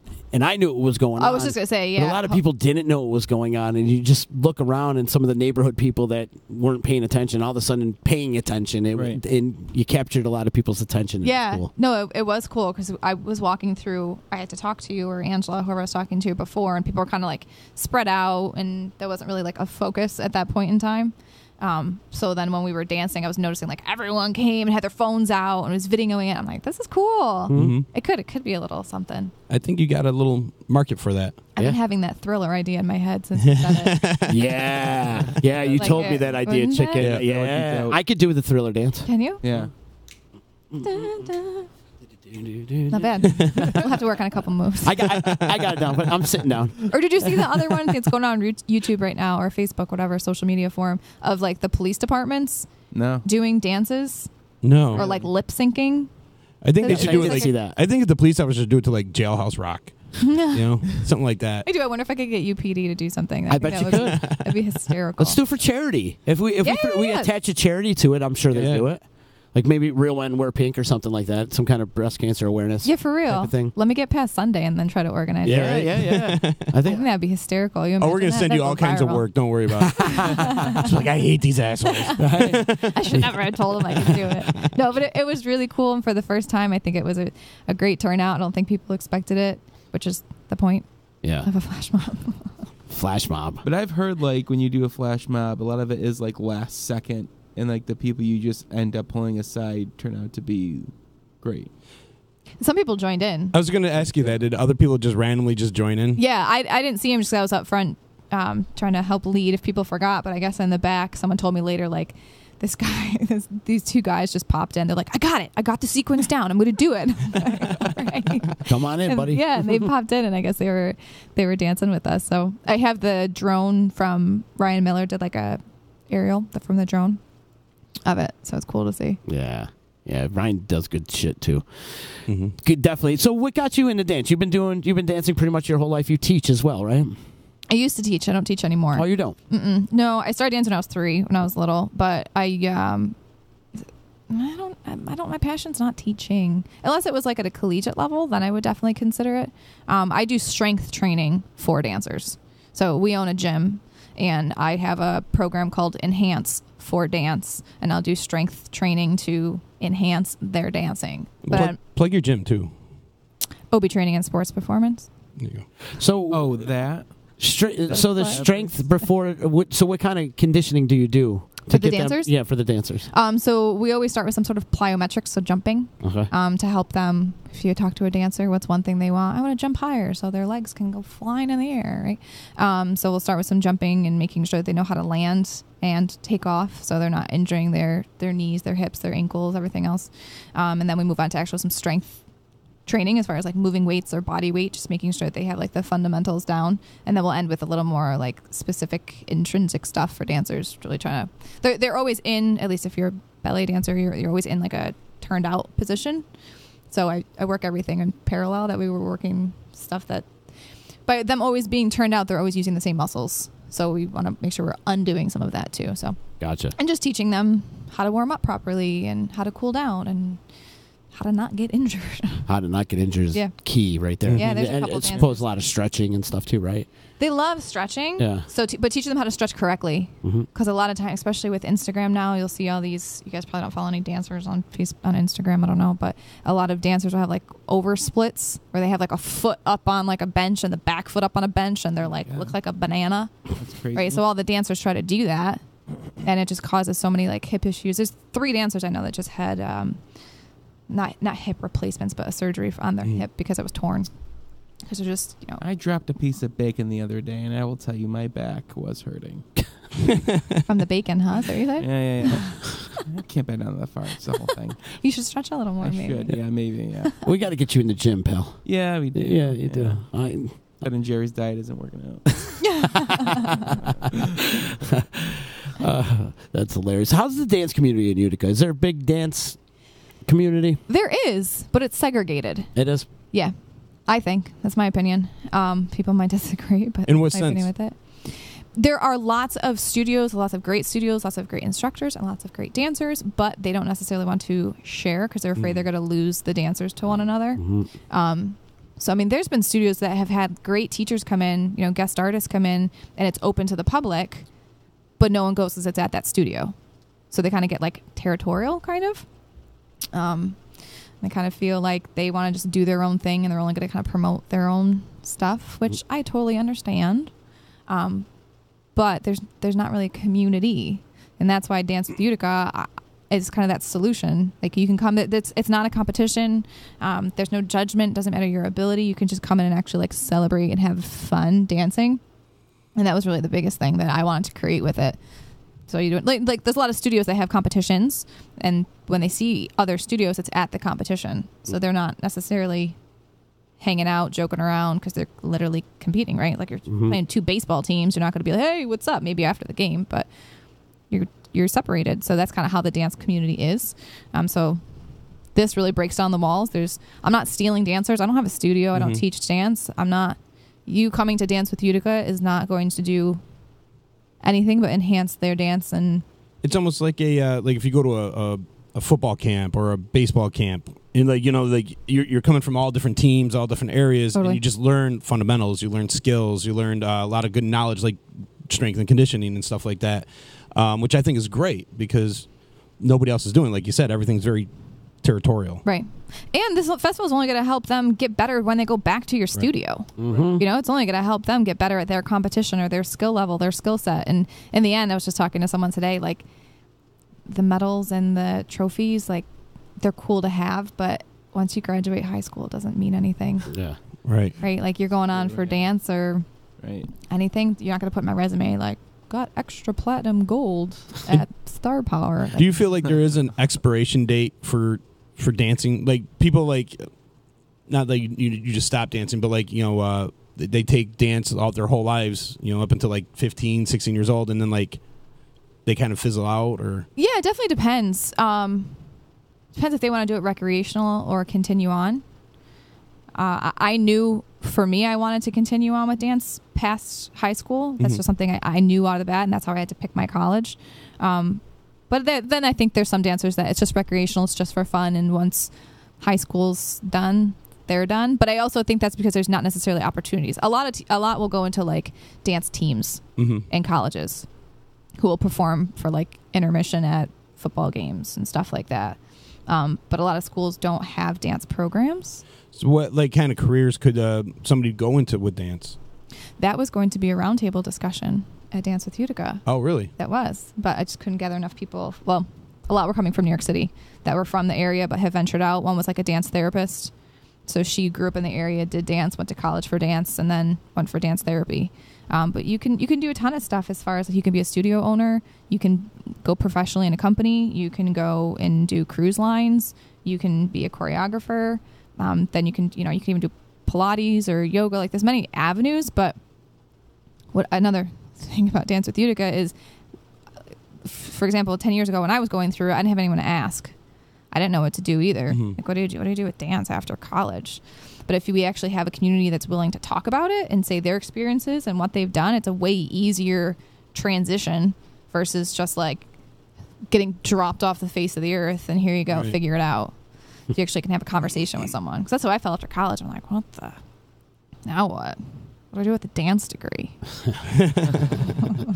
Right, it was confusing. Luckily, I ended up double majoring with exercise science, so they paired up really nice. But I still have girlfriends that graduated with BFAs in dance, and that's it. And they're kind of confused in what to do themselves. Yeah, and they're 30. Do you compete in any of the dance competitions, say like the Stanley, or you get involved with any of that stuff? I know there's a bunch of competitions. There's so many. Yeah, there's so many. Yeah. I've gone to support the dancers, just for the dancers that I've had at the gym. I know that I've gone and watched just so I can kind of see what's going on and support them in that regards. But I didn't grow up competing. I did what was called Royal Academy of Dance, which was a ballet syllabus where you had to memorize a syllabus and then go in front of a judge, and then the judge would critique you and grade you, essentially, and then if you could move up to the next level. So that's what I grew up doing. A couple other studios in the area do that as well. But no, I just didn't get into a competition. So ballet's your background? Background, yeah. What was your progression after that? Modern. Yeah. Now, define modern dance. Oh, it's an umbrella term. There's so many different types. There can be more like classical modern, as far as like Graham and Horton that are very technical. And then there's other like, you could walk across a stage for 5 minutes, and that could be modern. Really? Right. So there's many interpretations of it. But I like it personally. I don't have a ballet body. Right. I'm like 5'1" with like boobs and a butt and thighs. That doesn't fly in the ballet world. So I had to find a different avenue that I could still get the high of dancing. So that's why I enjoy modern so much, is because it's not, with ballet, it's very aesthetic. This is exactly what it's supposed to look like. This is how you do it. There's one way of doing it, where modern, you can be much more interpretive with it. So that's why I got into that. And that, I mean, that's at school. That's what the program was. Did you ever do tap dancing? Yeah, in college, I sucked at it. I'm fascinated by tap dancing. Oh, it's amazing. Fascinated by it. I love it. Like when Sammy Davis Jr. used to do it, or Fred Astaire and Ginger Rogers used to do it. And like just the rhythm and the sounds. And I mean, they're creating music with their feet. Did you guys go to Savion Glover? I say a couple years ago. It's probably a while ago now. He came to the Stanley. No. You know Happy Feet? Yeah. The penguin? Mm-hmm. He's the feet. Oh, okay. Happy Feet. Was it Fred Astaire that did it with, was it Mickey Mouse? Yeah. It was. Imagine having to do it with like a cartoon character, like. Especially then. I know, right? That must have been crazy. Yeah, it's hard. It's really hard. I can imagine. Remember Gregory Hines, remember him? Oh, he was great too. Yeah. Good call. He was really good at that. What was that movie he was in? Showstopper? Oh, we just had this conversation last night. Yeah. Was it the Showstopper? I don't know. Gregory Hines? I can't remember. He's been in a few movies. He was incredible too. Unbelievable. Tap is challenging. Is it? Yeah. We have 3 tap classes this year. Okay. At Dance with Utica. So. Do you? One each day? One Friday. Yeah. Yeah. Now, who teaches that? So we're having Julia Evans come in. She's originally from this area. She's in New York City right now. She's doing the tap class. Kathy Ryan is doing. She teaches at Utica Dance, but she lives in Niagara Falls, so she commutes to Utica. What? Like weekly? I'm not quite sure about that. I actually forgot to ask. I was just on the phone with Nancy. Nightly, actually. If she was exhausted, she never 3 hours. 6 hours in the car every day. I don't know if she just comes in a couple times, choreographs it, and then leaves it for them to kind of stay up on and clean, or if she comes in a couple times a month. Wow. Yeah. That's dedication. Isn't that nuts? Yeah, it is nuts. I haven't met her yet, so I'm excited. There's a couple teachers that I've only been in contact with through like emails or phone, and not actually met in person yet, so it's gonna be cool. So spread out between the 3 days, how many dance like what would you call them? Classes? Classes? Yeah, you had 51. 51? 51. In 3 days. Wow. That's crazy. So like every hour we extended. That's ambitious. Yeah. I'm aware. Maybe I jumped the gun moving to 3 days and whatever. But you're going to do fine. We'll see. Yeah, so classes, like, think of it like a conference setting. When you go to a conference, at 9 o'clock, you have 3 sessions, pick one. Hour and a half later, you have another 3 sessions, pick one. Mm-hmm. Lunch break. So it's that same type of concept. So I have anywhere from 3 to 5 classes happening at once every hour and a half. Wow. Is this something people could pre-register for? Yes. And how do they pre-register? dancewithutica.com. You can pre-register. Like I said, you can do the drop-ins. You can do 1 day, 2 or 3 day. Unfortunately, you can't get lunch anymore. Lunch was included, but I had to put the orders in. So sorry, you missed that. Bring your lunch. But you can also drop in at the door or purchase your 1, 2 or 3 day passes at the door. So I would love it if you could do it before to ease my anxiety. You're taking walk-ins then? Correct. Yeah, okay, cool. Yep, you can totally walk in. Is there a cap? There's going to have to be. Yeah, I'm probably going to cap the classes at 30 because we had about 40 kids in some of the classes, and it just for safety purposes, I just want to bring that down a little bit. So, yeah, I'll have a little clicker at the door. So 30 people per class. So there's a bunch of different rooms upstairs in 171 Genesee Street? Yeah. It's so the 4th floor is divided up into 2 spaces. They're trying to use it more for like weddings and bridal events and stuff like that. But I literally just cleared everything out of the way. So we have 2 spaces downstairs with like a breezeway that connects them and big windows that overlook the mural, which is kind of cool. The rainbow. Then the 5th floor is huge. It's the entire length of the building, but we're just dividing it in half and putting flooring down. And then there's actually a studio. Leatherstocking Ballet is in that building. So I'm renting out her space on the 3rd floor that has mirrors, floors, bars. And then there's a VIP bridal suite that, like if you're getting married there, that's where you get dressed and all your photos and stuff. We're using that as the round table lecture room. Wow. So we're having a couple. We have Climb Chiropractic and Dr. Joe Martin from Physical Function Better, Physical Therapy. They're coming in for 2 different sessions and talking about biomechanics, injury prevention, and stuff like that. So we'll be in there. We have roundtable discussions as far as someone's coming in and talking about how to put community outreach programs in your studio to actually help expand your studio that way as well. And Q&As. Q&As will be in there as well. We have 2 Q&As, same thing, like what happens post-high school, post-college. Instead of getting dropped off the face of the earth, what's your plan? Or what are options for dance? Fallon Gannon, she's also from Rome, now in Philadelphia dancing. And Felix Labella is doing the other one, also from Utica. He's now bouncing back and forth between New York City and Tampa. He works on cruise ships. He dances and choreographs and directs stuff on the cruise ships. Norwegian, I believe. It's got to be kind of cool to live on a cruise ship for a while.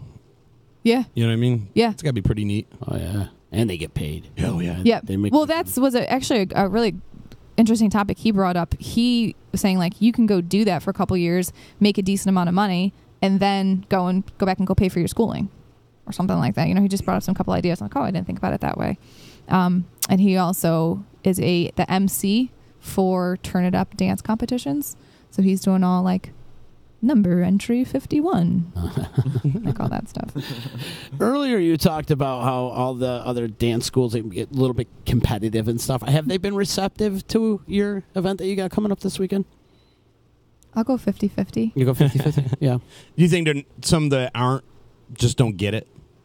The people that aren't receptive just don't understand what you're trying to do? Yeah. Especially last year. Even my mom. My mom helped me out with the front desk. And I was talking to her about it the entire 7 months that I was planning it, and it wasn't literally until it was over. She's like, "Oh, I get it now." Maybe invite those naysayers to come watch. Yeah, I try to go to the studios and talk, and I haven't had any this is stupid. Why are you doing this? I haven't had that. Really, but, in this area? I'm surprised. I know. But maybe just cool, thanks for the info. Mm-hmm. Then nothing really happens from there. The polite shove off, yeah. Right. You go to start I suck at that too. You start to do your pitch or whatever, and you just see the blank. Yep. Wall go up.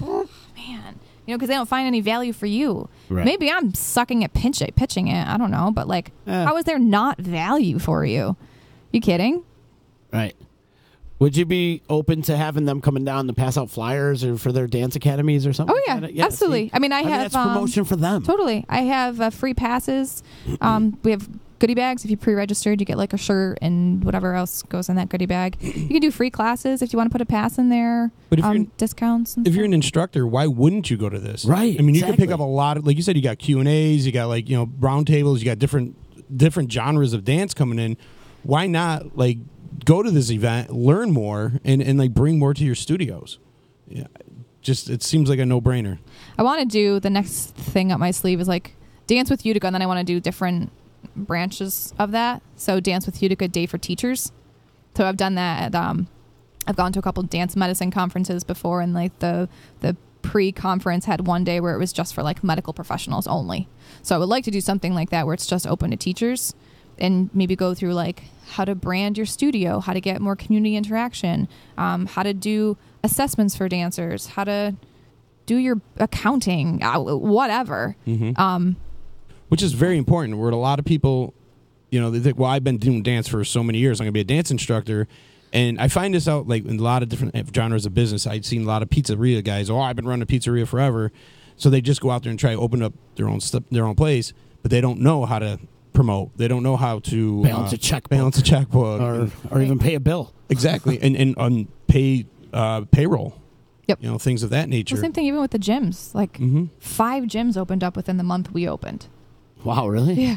And I'm like, what? Because you're like, I really like working out. I'm gonna open a gym. So good luck. Yeah. There's a lot more than just I enjoy working out. Yeah. And out of those 5 gyms, are they still open? I'm sure. 1 or 2. 1 or 2, right? When once you get that insurance bill, the overhead. I mean, that insurance bill, owning a gym has got to be ridiculous. Right. It has to be. The liability. And I would imagine a dance studio. I mean, you got kids doing a lot of injury, right? People do get injured because they necessarily. I mean, I'm going to go just based off of the injury prevention stuff because that's up my alley, right? That's what I do. It's your wheelhouse, right? There's a lot of places that are adding in like conditioning classes for their dancers and injury prevention classes for their dancers, which I think is phenomenal. But they're not doing it right, and they're only going to continue to hurt their dancers. They're actually not accomplishing the goal of injury prevention because they aren't necessarily trained or know what to look for. So, like, that's something I would, I could bring to the table and teach you. Maybe I can't come into every single studio. You don't want me to because that's another expense, but at least train you how to look at their movement patterns or what to look for or how to even structure a workout. So. Well, you also need those classes because the swing dancing, obviously, for the injury. Right, in case you don't let them go and fly out the window. Thank you. Concussions. exactly. Concussions, that's another one. Right. So we'll throw see. your back out. Bending over for bacon. So I'm going to try it. We'll see. I have a feeling it might flop, but I'm willing to try it anyway. Sorry, go ahead. Plug your gym again. Where's it located? OB Training Sports Performance, 2428 Shenango Road. So it looks like a warehouse. We're connected to Adirondack compressed gas, so you wouldn't actually know we were there unless you were probably looking for it. Home Depot, ConMed, U-Haul. Oh, nice. Right on that access road. Gotcha. I was just going to ask, so like if a studio wanted you to come in and teach their kids some strength and conditioning stuff, is that something that you can provide Totally. as well? Yep. And studios have been really receptive. I've been to a whole bunch of studios in the area to do that. They've been great with that. Coming in, I'm also a nutritionist, so I usually pair it up with some nutrition stuff as well. And they've been phenomenal with bringing me in for that stuff. Yeah, because they see the benefit. And then they see that their dancers have gotten better. It's like, no shit. Of course. Have you been doing a media tour promoting Dance with Utica? Have you been all over the other radio stations or TV at all, or any Talk of the Town? Talk of the Town. Talk of the Town and News Talk. Yeah, on WKTV. Yeah. Yeah. Other than that, it's really social media. I've been trying to go to the studios. I've been missing them a lot because it's summer and they're not opened, or I'm at the gym when their classes start. So I've been missing some people, but trying to just get the word out. If I can hook the parents too, let the parents know the benefit of this for their dancers. So that's if some of the studio owners aren't going to promote it, then I need to find other routes of getting in. Yeah, for sure. Well, you have friends here at the D. We'll always promote anything thank you got guys. going on. That's for damn Appreciate sure. It. The D for dance. The D for dance, right? Yeah. That's actually why it was called that. Yeah. So take us through the kickoff of the very first day. Is there like a big kickoff that you do? Yeah, there's not. Actually, no. We were thinking about that. We were thinking about maybe adding in something Friday night. But we didn't. There's only so many things I can do. Yeah. You got your hands full. Yeah. I have a girlfriend from Holland Patton who lives in Rochester, who I went to school with out in Brockport in college, who's helping me through stuff, but some logistic stuff she can't do, obviously, because she's physically not here. Mm-hmm. So maybe next year we'll do something, but Saturday and Sunday are the performances. Very cool. Very cool. And then plug the address again. Where is it at? 171 Genesee Street. Yes. You can get some coffee. Character Coffee's providing some coffee upstairs. Cool. Do you have sponsors you want to plug? Or? Yeah, so A&P did all of our apparel. PJ Green did all of the posters, and they're doing all of our programs, which has been great. Eileen Witt is opening up a studio out in Rome. She gets it. She gets it. She has been, Eileen, you rock, girl. She's been awesome. Why they call her Eileen? She only has one leg. But thank you. Got it. I'll be here all night, folks. That was like a chicken joke. Thanks. You would say. She's been phenomenal at promoting it. And she's on board too with kind of that new, I don't know, maybe it's a new age millennial concept. I don't know. And Yorkville Memorial. Thank you, Gina Timpano. She's a rock star. If anyone needs any cemetery stones, go to Gina. Hey, we're all going to need it. Yeah, you will. If you have a shortage of stones in your cemetery, please listen up, because she has what you need. Gina's got you Bizz has covered. been dead. Yeah. Hey, another one. We have some granola bars coming in from Hannaford to keep people fueled up. Nice. Bagel Grove is providing some bagels. Character Coffee's got your coffee coming in. Nice. Adam Brockway is, since day one with OB Training and Dance with Utica, has done all of our videos. I don't know if you guys have seen the promo video, but we were literally all around Utica. He did a great job. He's phenomenal. Is he bringing his photo booth too? No, he has a wedding. I know. I'm Just tell him bummed. that's not as important as this. I have priorities, Adam. Come on. Come on. Like, weddings don't last. Come on. Yeah. The weddings last, but the relationship may. It's a 50% chance. He won't be joining us. I'm bummed out. He's very talented, though, Adam. He is. Very talented. And he was at Flower Fest doing the photo booth, and me and Mom got in there. Me and my mother got in there and did our little thing that we do. And so. Yeah, he did those, and he took some photos of the I got to get those, Adam. Those photos from the flash mob. Oh, yeah. Flash mob was great. Let's do that again. I want to plan another one, though, and I want to get us involved with that. I want chicken to dance. Do it. I want chicken. The chicken dance? The chicken dance, yeah. Can we just never play the chicken dance at another wedding ever? I am with you there, pal. And everyone's like, chicken, your song. I'm like, get the yeah. I'd rather do the Macarena than the chicken dance. And the electric slide. Yeah, that's another one. Hate the electric that. slide. You're not an electric slide. Too confusing. Can you do the Cabbage Patch? What the I don't even know what that I don't know is. what that is. The cabbage patch. Isn't that the Bring It Around Town from... No, Stir it up a little bit. That's a Cabbage Patch. I used to do this thing at Saranac, and so I'd get people in a circle. This was when Jersey Shore was really popular. And I'd be like, you got to do the fist pump, right? But you got to get it ready. You're stirring the sauce.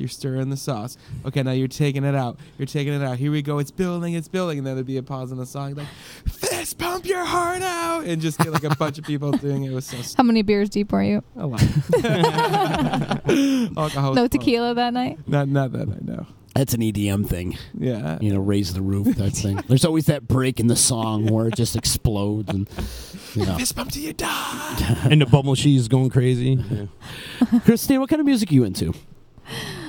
I like everything. Like everything?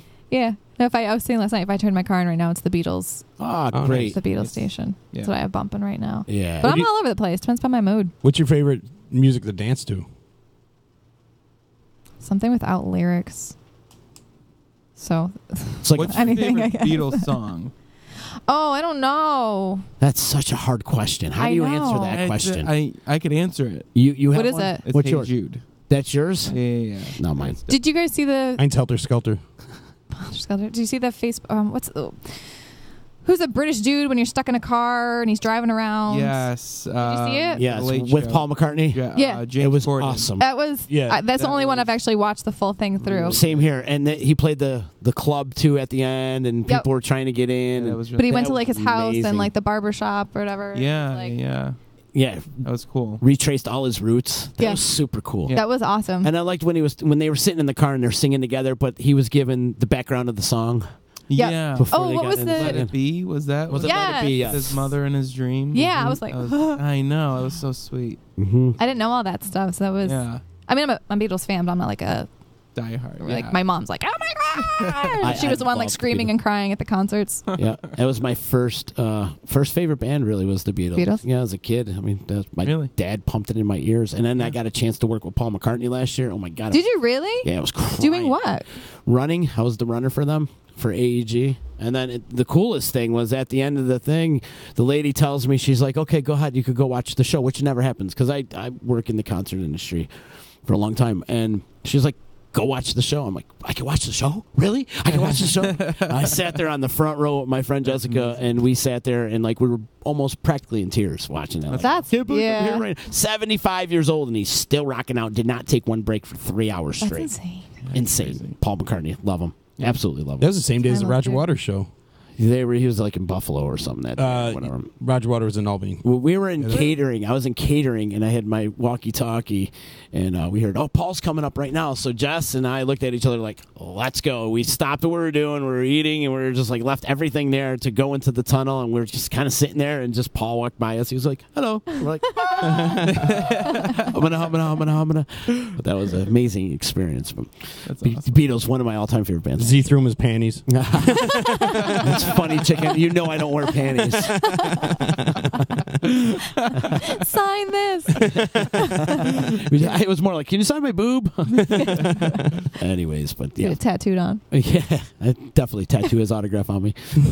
My girlfriend said that for Dave Matthews. He signed her foot, and she went back and she got it tattooed. That's awesome. Now it's faded. I had a buddy who was obsessed with Kevin Smith, and I went to see him in New York City, and they said if anyone wants an autograph, come on up.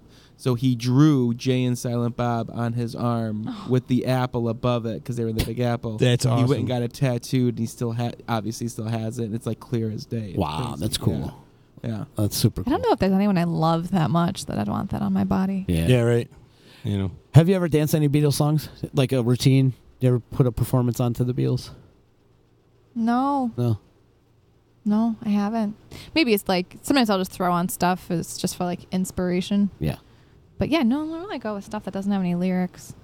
Because the lyrics, will influence your movement. Yeah. And like which sometimes I want or don't. Depends what I'm looking what kind for. of instrumentals? Like an instrumental like funk song classical? or classical or would it be an instrumental rock song? Or? A lot of times I'll put on Bon Iver. Bon Iver. Yes, Mm-hmm. Bon Iver. For the longest time, I thought they were called Boney there. And I argue with anyone. You ever see the street sign up in Old Forge? No. No. Oh. Does it say? It's just like it looks like Bone Lier.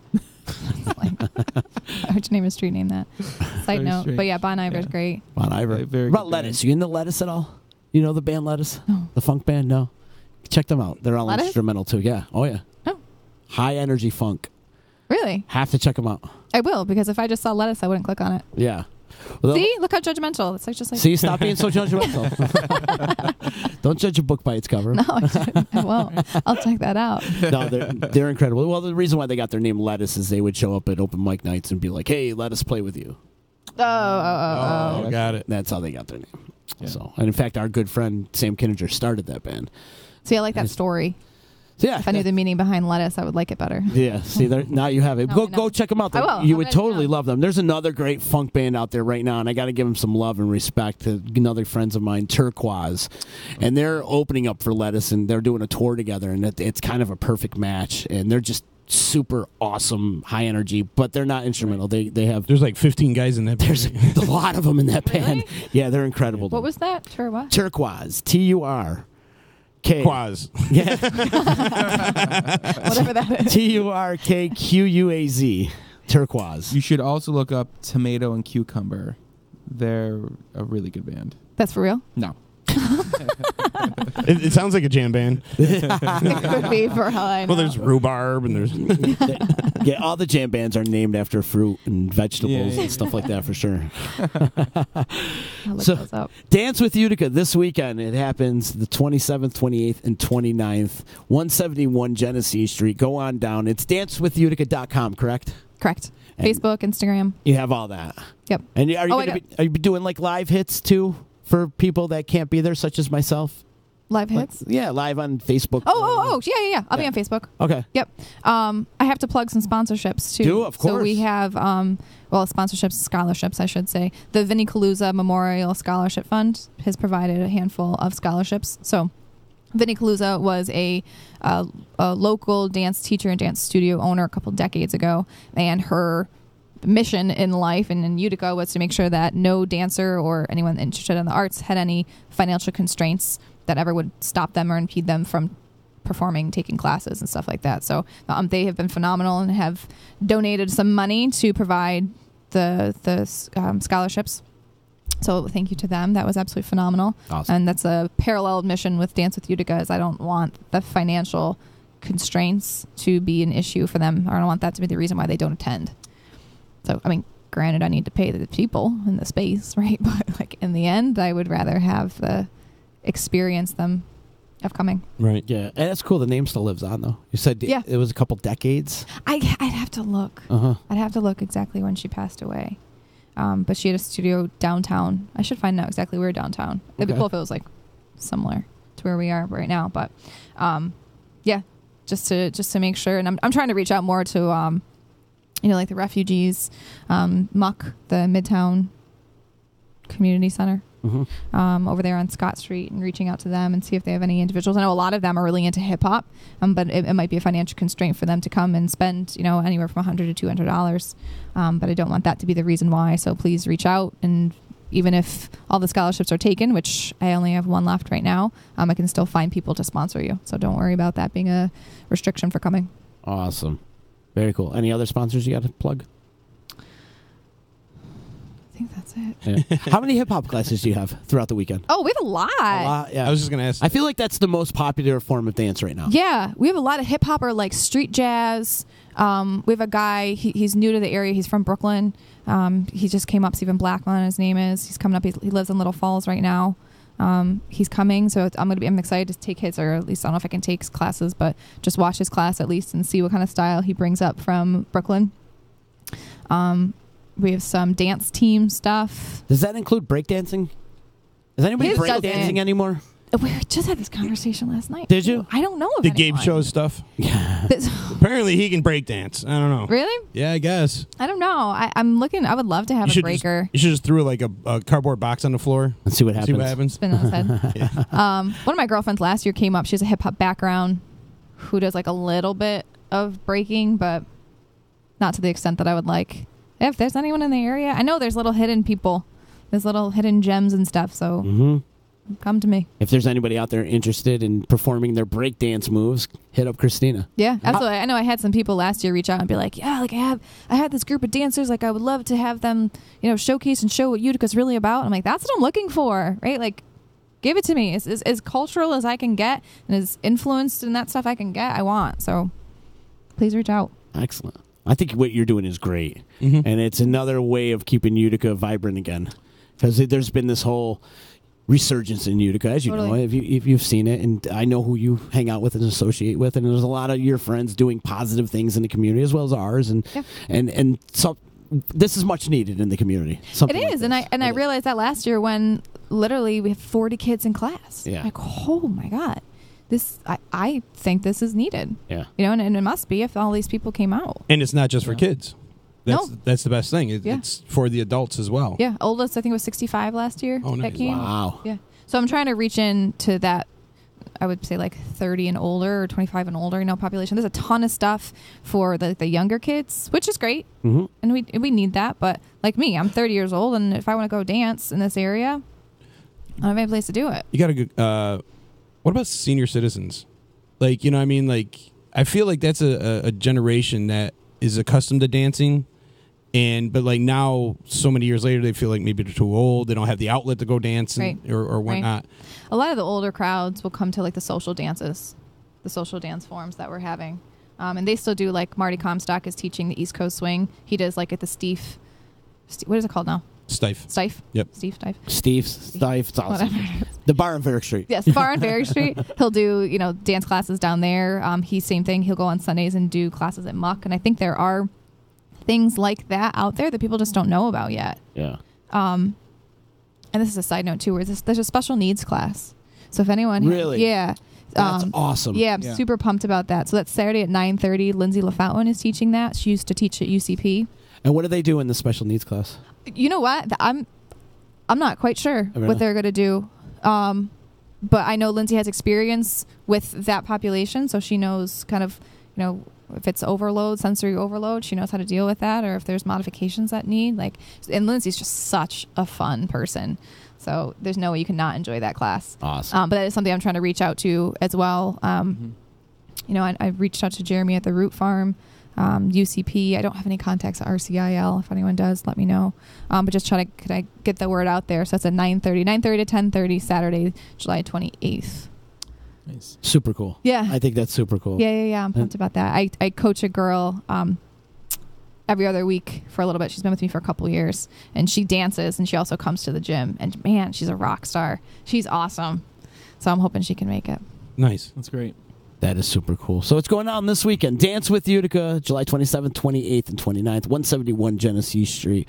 Come on down, support our friend Christina, and come dance your ass off, pretty much. And watch. And you watch. You can watch, too. You got performances going on. You Yeah. got a lot of different cool classes happening. A lot of stuff happening. So Yes. Success and nothing less, sister. I hope you can. And we'll be in touch with that flash mob idea. Yes. I'm going to teach Chicken the Thriller moves. No. I know, seriously, for Halloween, and then the UPD would be hysterical. That would be good. That'd be great. It would be good. Right? Yeah. Well, let's make All sure. right, wait until Sunday. Let's make sure we keep the lines of communication Yeah, open absolutely. and do some stuff. I think it'll be a lot of fun. And then we'll switch the D over to dance. Huh? Yeah. Oh. I like it. You can keep your D. Yeah.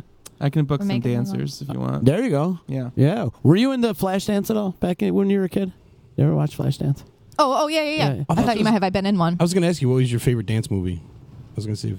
Oh, Center Stage. Center Stage? I just watched that last week. You know what mine is? For $3.99 on Netflix. Showgirls. Showgirls. I used to love Fame as a kid, though. Well, I was a huge Fame. I wanted to be Leroy when I was a kid. Wow. I wanted to put cornrows in my hair and everything and dance like Leroy. I thought he was awesome. It wasn't Breakin'? No. No. The Electric Boogaloo. Remember the Breakin' 2, the Electric Boogaloo? I didn't watch it too. Yeah, I watched it too. Or Beach Street. That was another one. Oh, or yeah. Beach Street. Yep. That was a good one. Street. What was your favorite dance movie, Pledgy? No? Really? Ghost. Rambo. Rambo? Yeah. Rambo. He moved pretty good in that movie. Oh, man. So, Leggy, thanks so much for hooking up all these interviews you've been doing, man. And you're killing it for us, man. And I really appreciate all the hard work you've been putting in around here at the D. Hey, man, I appreciate the opportunity. You're doing great, man. Keep it up. See where this Keep it up. train takes us. As a matter of fact, he's got a great guest for us lined up tomorrow, Judd Travis, another funny comedian. Yeah. So it'll be fun. And he was on with, he worked closely with Ashton Kutcher on that Steve Jobs movie, so you can ask him about that. That was a huge passion project for him. Cool. So he's done a lot, and, he was willing to do the interview. Very nice guy. I think we'll have some fun with it. Yeah, it was a great time talking to Dan Lamorte earlier before Christina came in, and a great time. So, and you've been killing it for us, man. So keep up the good work, and thank you so much, man. I'm really welcome. I'm really glad that you're a part of the team, man. I am too. Yeah, you're doing really good. It's good to be a part of a team. I played soon. football, You'll be replacing Chicken. So yeah, right. I'm not Italian enough, I guess. I know. Actually, Christina, you add to the percentage of Italian guests here. We're lingering right around 97% of Italian What guests. are you? I'm Irish and Italian. Yeah. I'm like, my mom's full-blooded Italian, but I got the most Irish name possible. Michael Sean O'Connor. And her last name means friend, so Christina de Friend. I know. I wonder what because we have an apostrophe. Yeah. So I think when my relatives came over, I think they chopped something off, right? Because why else would there be an apostrophe? How do you pronounce your last name? D'Amico. D'Amico. Yeah. Now, one of my great friends, the drummer of Mo, Vinny Amico. Right. Right. And any relation? Mm-mm. No, I was going to ask you that. Yeah. Well, I just did. But every time my grandfather would hear like of a Pelegi, that's our family. Oh. How do you know for sure, though? We are. We're just related. We have to. We're all related somewhere. My Italian grandma would be like, D'Amico. She's Italian, right? My grandmother would be like, D'Amico. Hey, was your uncle this? Yep. Or she would start rattling off all these names that she would know. Especially in Utica, like everyone's somehow. Yeah. If we really think about it, we're probably probably related. Oh, we're cousins. We're cousins somewhere. Actually, my parents went back because my mom wanted to do Ancestry, so we got it for her. And it's like 34 cousins down the line is my dad's cousin. Oh no! Is your marriage? Yeah, that's what happened though. Like there was people in my family who had married like their first, second cousin, and I'm like, what? Yeah, that explains a lot. That was okay back then. But my grandpa would always get mad at me if I ever met another Pileggi if I did not invite him to my grandparents for dinner. Why'd you invite him over? I'm like, I don't know who he is. We're cousins. Come on, we're cousins. We're family. We're Pileggi. Then he would go Japan, China, Chicago, Boston. We're all over the place. You never know who you're going to meet. Like it was a half-hour thing. Surrounded by Pileggi's. Surrounded by Pileggi's. I'm getting married next year, and he's an Obanusser. Oh wow! Congratulations. Yeah. Thanks. Yeah. We should. I just don't want to change my name though. Hyphen it. The German. I might. German. Christina Obanusser. I love you, babe. But put an O at the end of it. Obanesso. I'm like, come on. Well, thank you so much for coming in. This has been great. And any event that you have, please keep us in mind. Please use our platform, and we'd love to have you come in and help promote anything you got going on. Appreciate it. Thank you very much. I think what you're doing is awesome out there.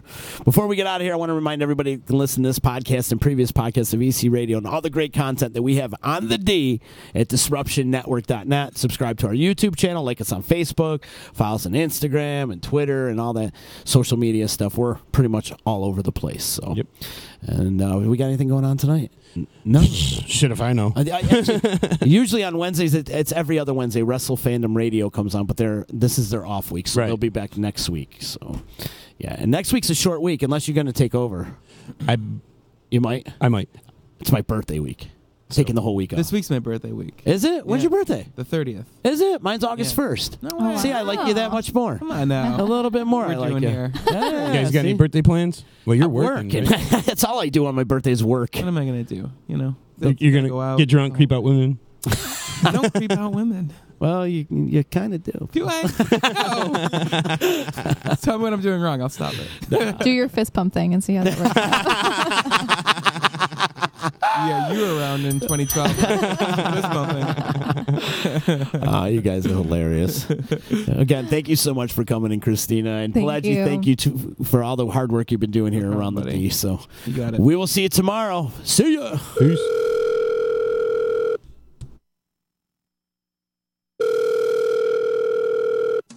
Thank you for calling the EC Radio Attitude Adjustment Line. Press 1 if you need a good slap in the mouth. Press 2 if you need a stern verbal lashing. Press 3 if you need a timeout. Press 4 to respond to the voices in your head. Press 5 if you need to talk to your mom. And if this is an actual emergency, please hang up and call someone who gives a shit. You know what the hell you're listening to? It's EC Radio. The Property Sisters of the Mohawk Valley was born when 3 top producing agents with over 25 years of combined experience selling real estate joined forces to take real estate to the next level. We practice with honesty, integrity, and the knowledge to help make the buying and selling process easy and stress-free for all of our clients. We pledge to always make our clients our top priority from start to finish and even after the house is closed. We will always be a valued resource for information and assistance for our buyers and sellers. Our customers over the years have become not only past clients, but great friends. As we join hands together as the Property Sisters of the Mohawk Valley, we look forward to serving our clients and our community and making a positive difference. You can reach us at 315-601-9630 for all of your real estate needs. Hi, this is attorney Nick Pasalacqua. The team of attorneys I have assembled at Pasalacqua & Associates has been carefully hand-picked to include the best trial attorneys in the particular areas of the law that we practice. Have you been charged with DWI or any other crime? Members of our team include former assistant district attorneys, now fighting to protect your rights 24 hours a day, 7 days a week. Have you or someone you love been seriously injured in a motor vehicle accident? Members of the team at Pasalacqua & Associates include former insurance defense attorneys, now fighting to ensure that you get every penny you're entitled to. If you need legal help quick, don't waste your time or money calling anyone else. Remember, for legal help quick, you better call Nick and the team at Pasalacqua & Associates. 315-500-NICK or 315-500-6425 or visit cnytriallaw.com today. Only on the D!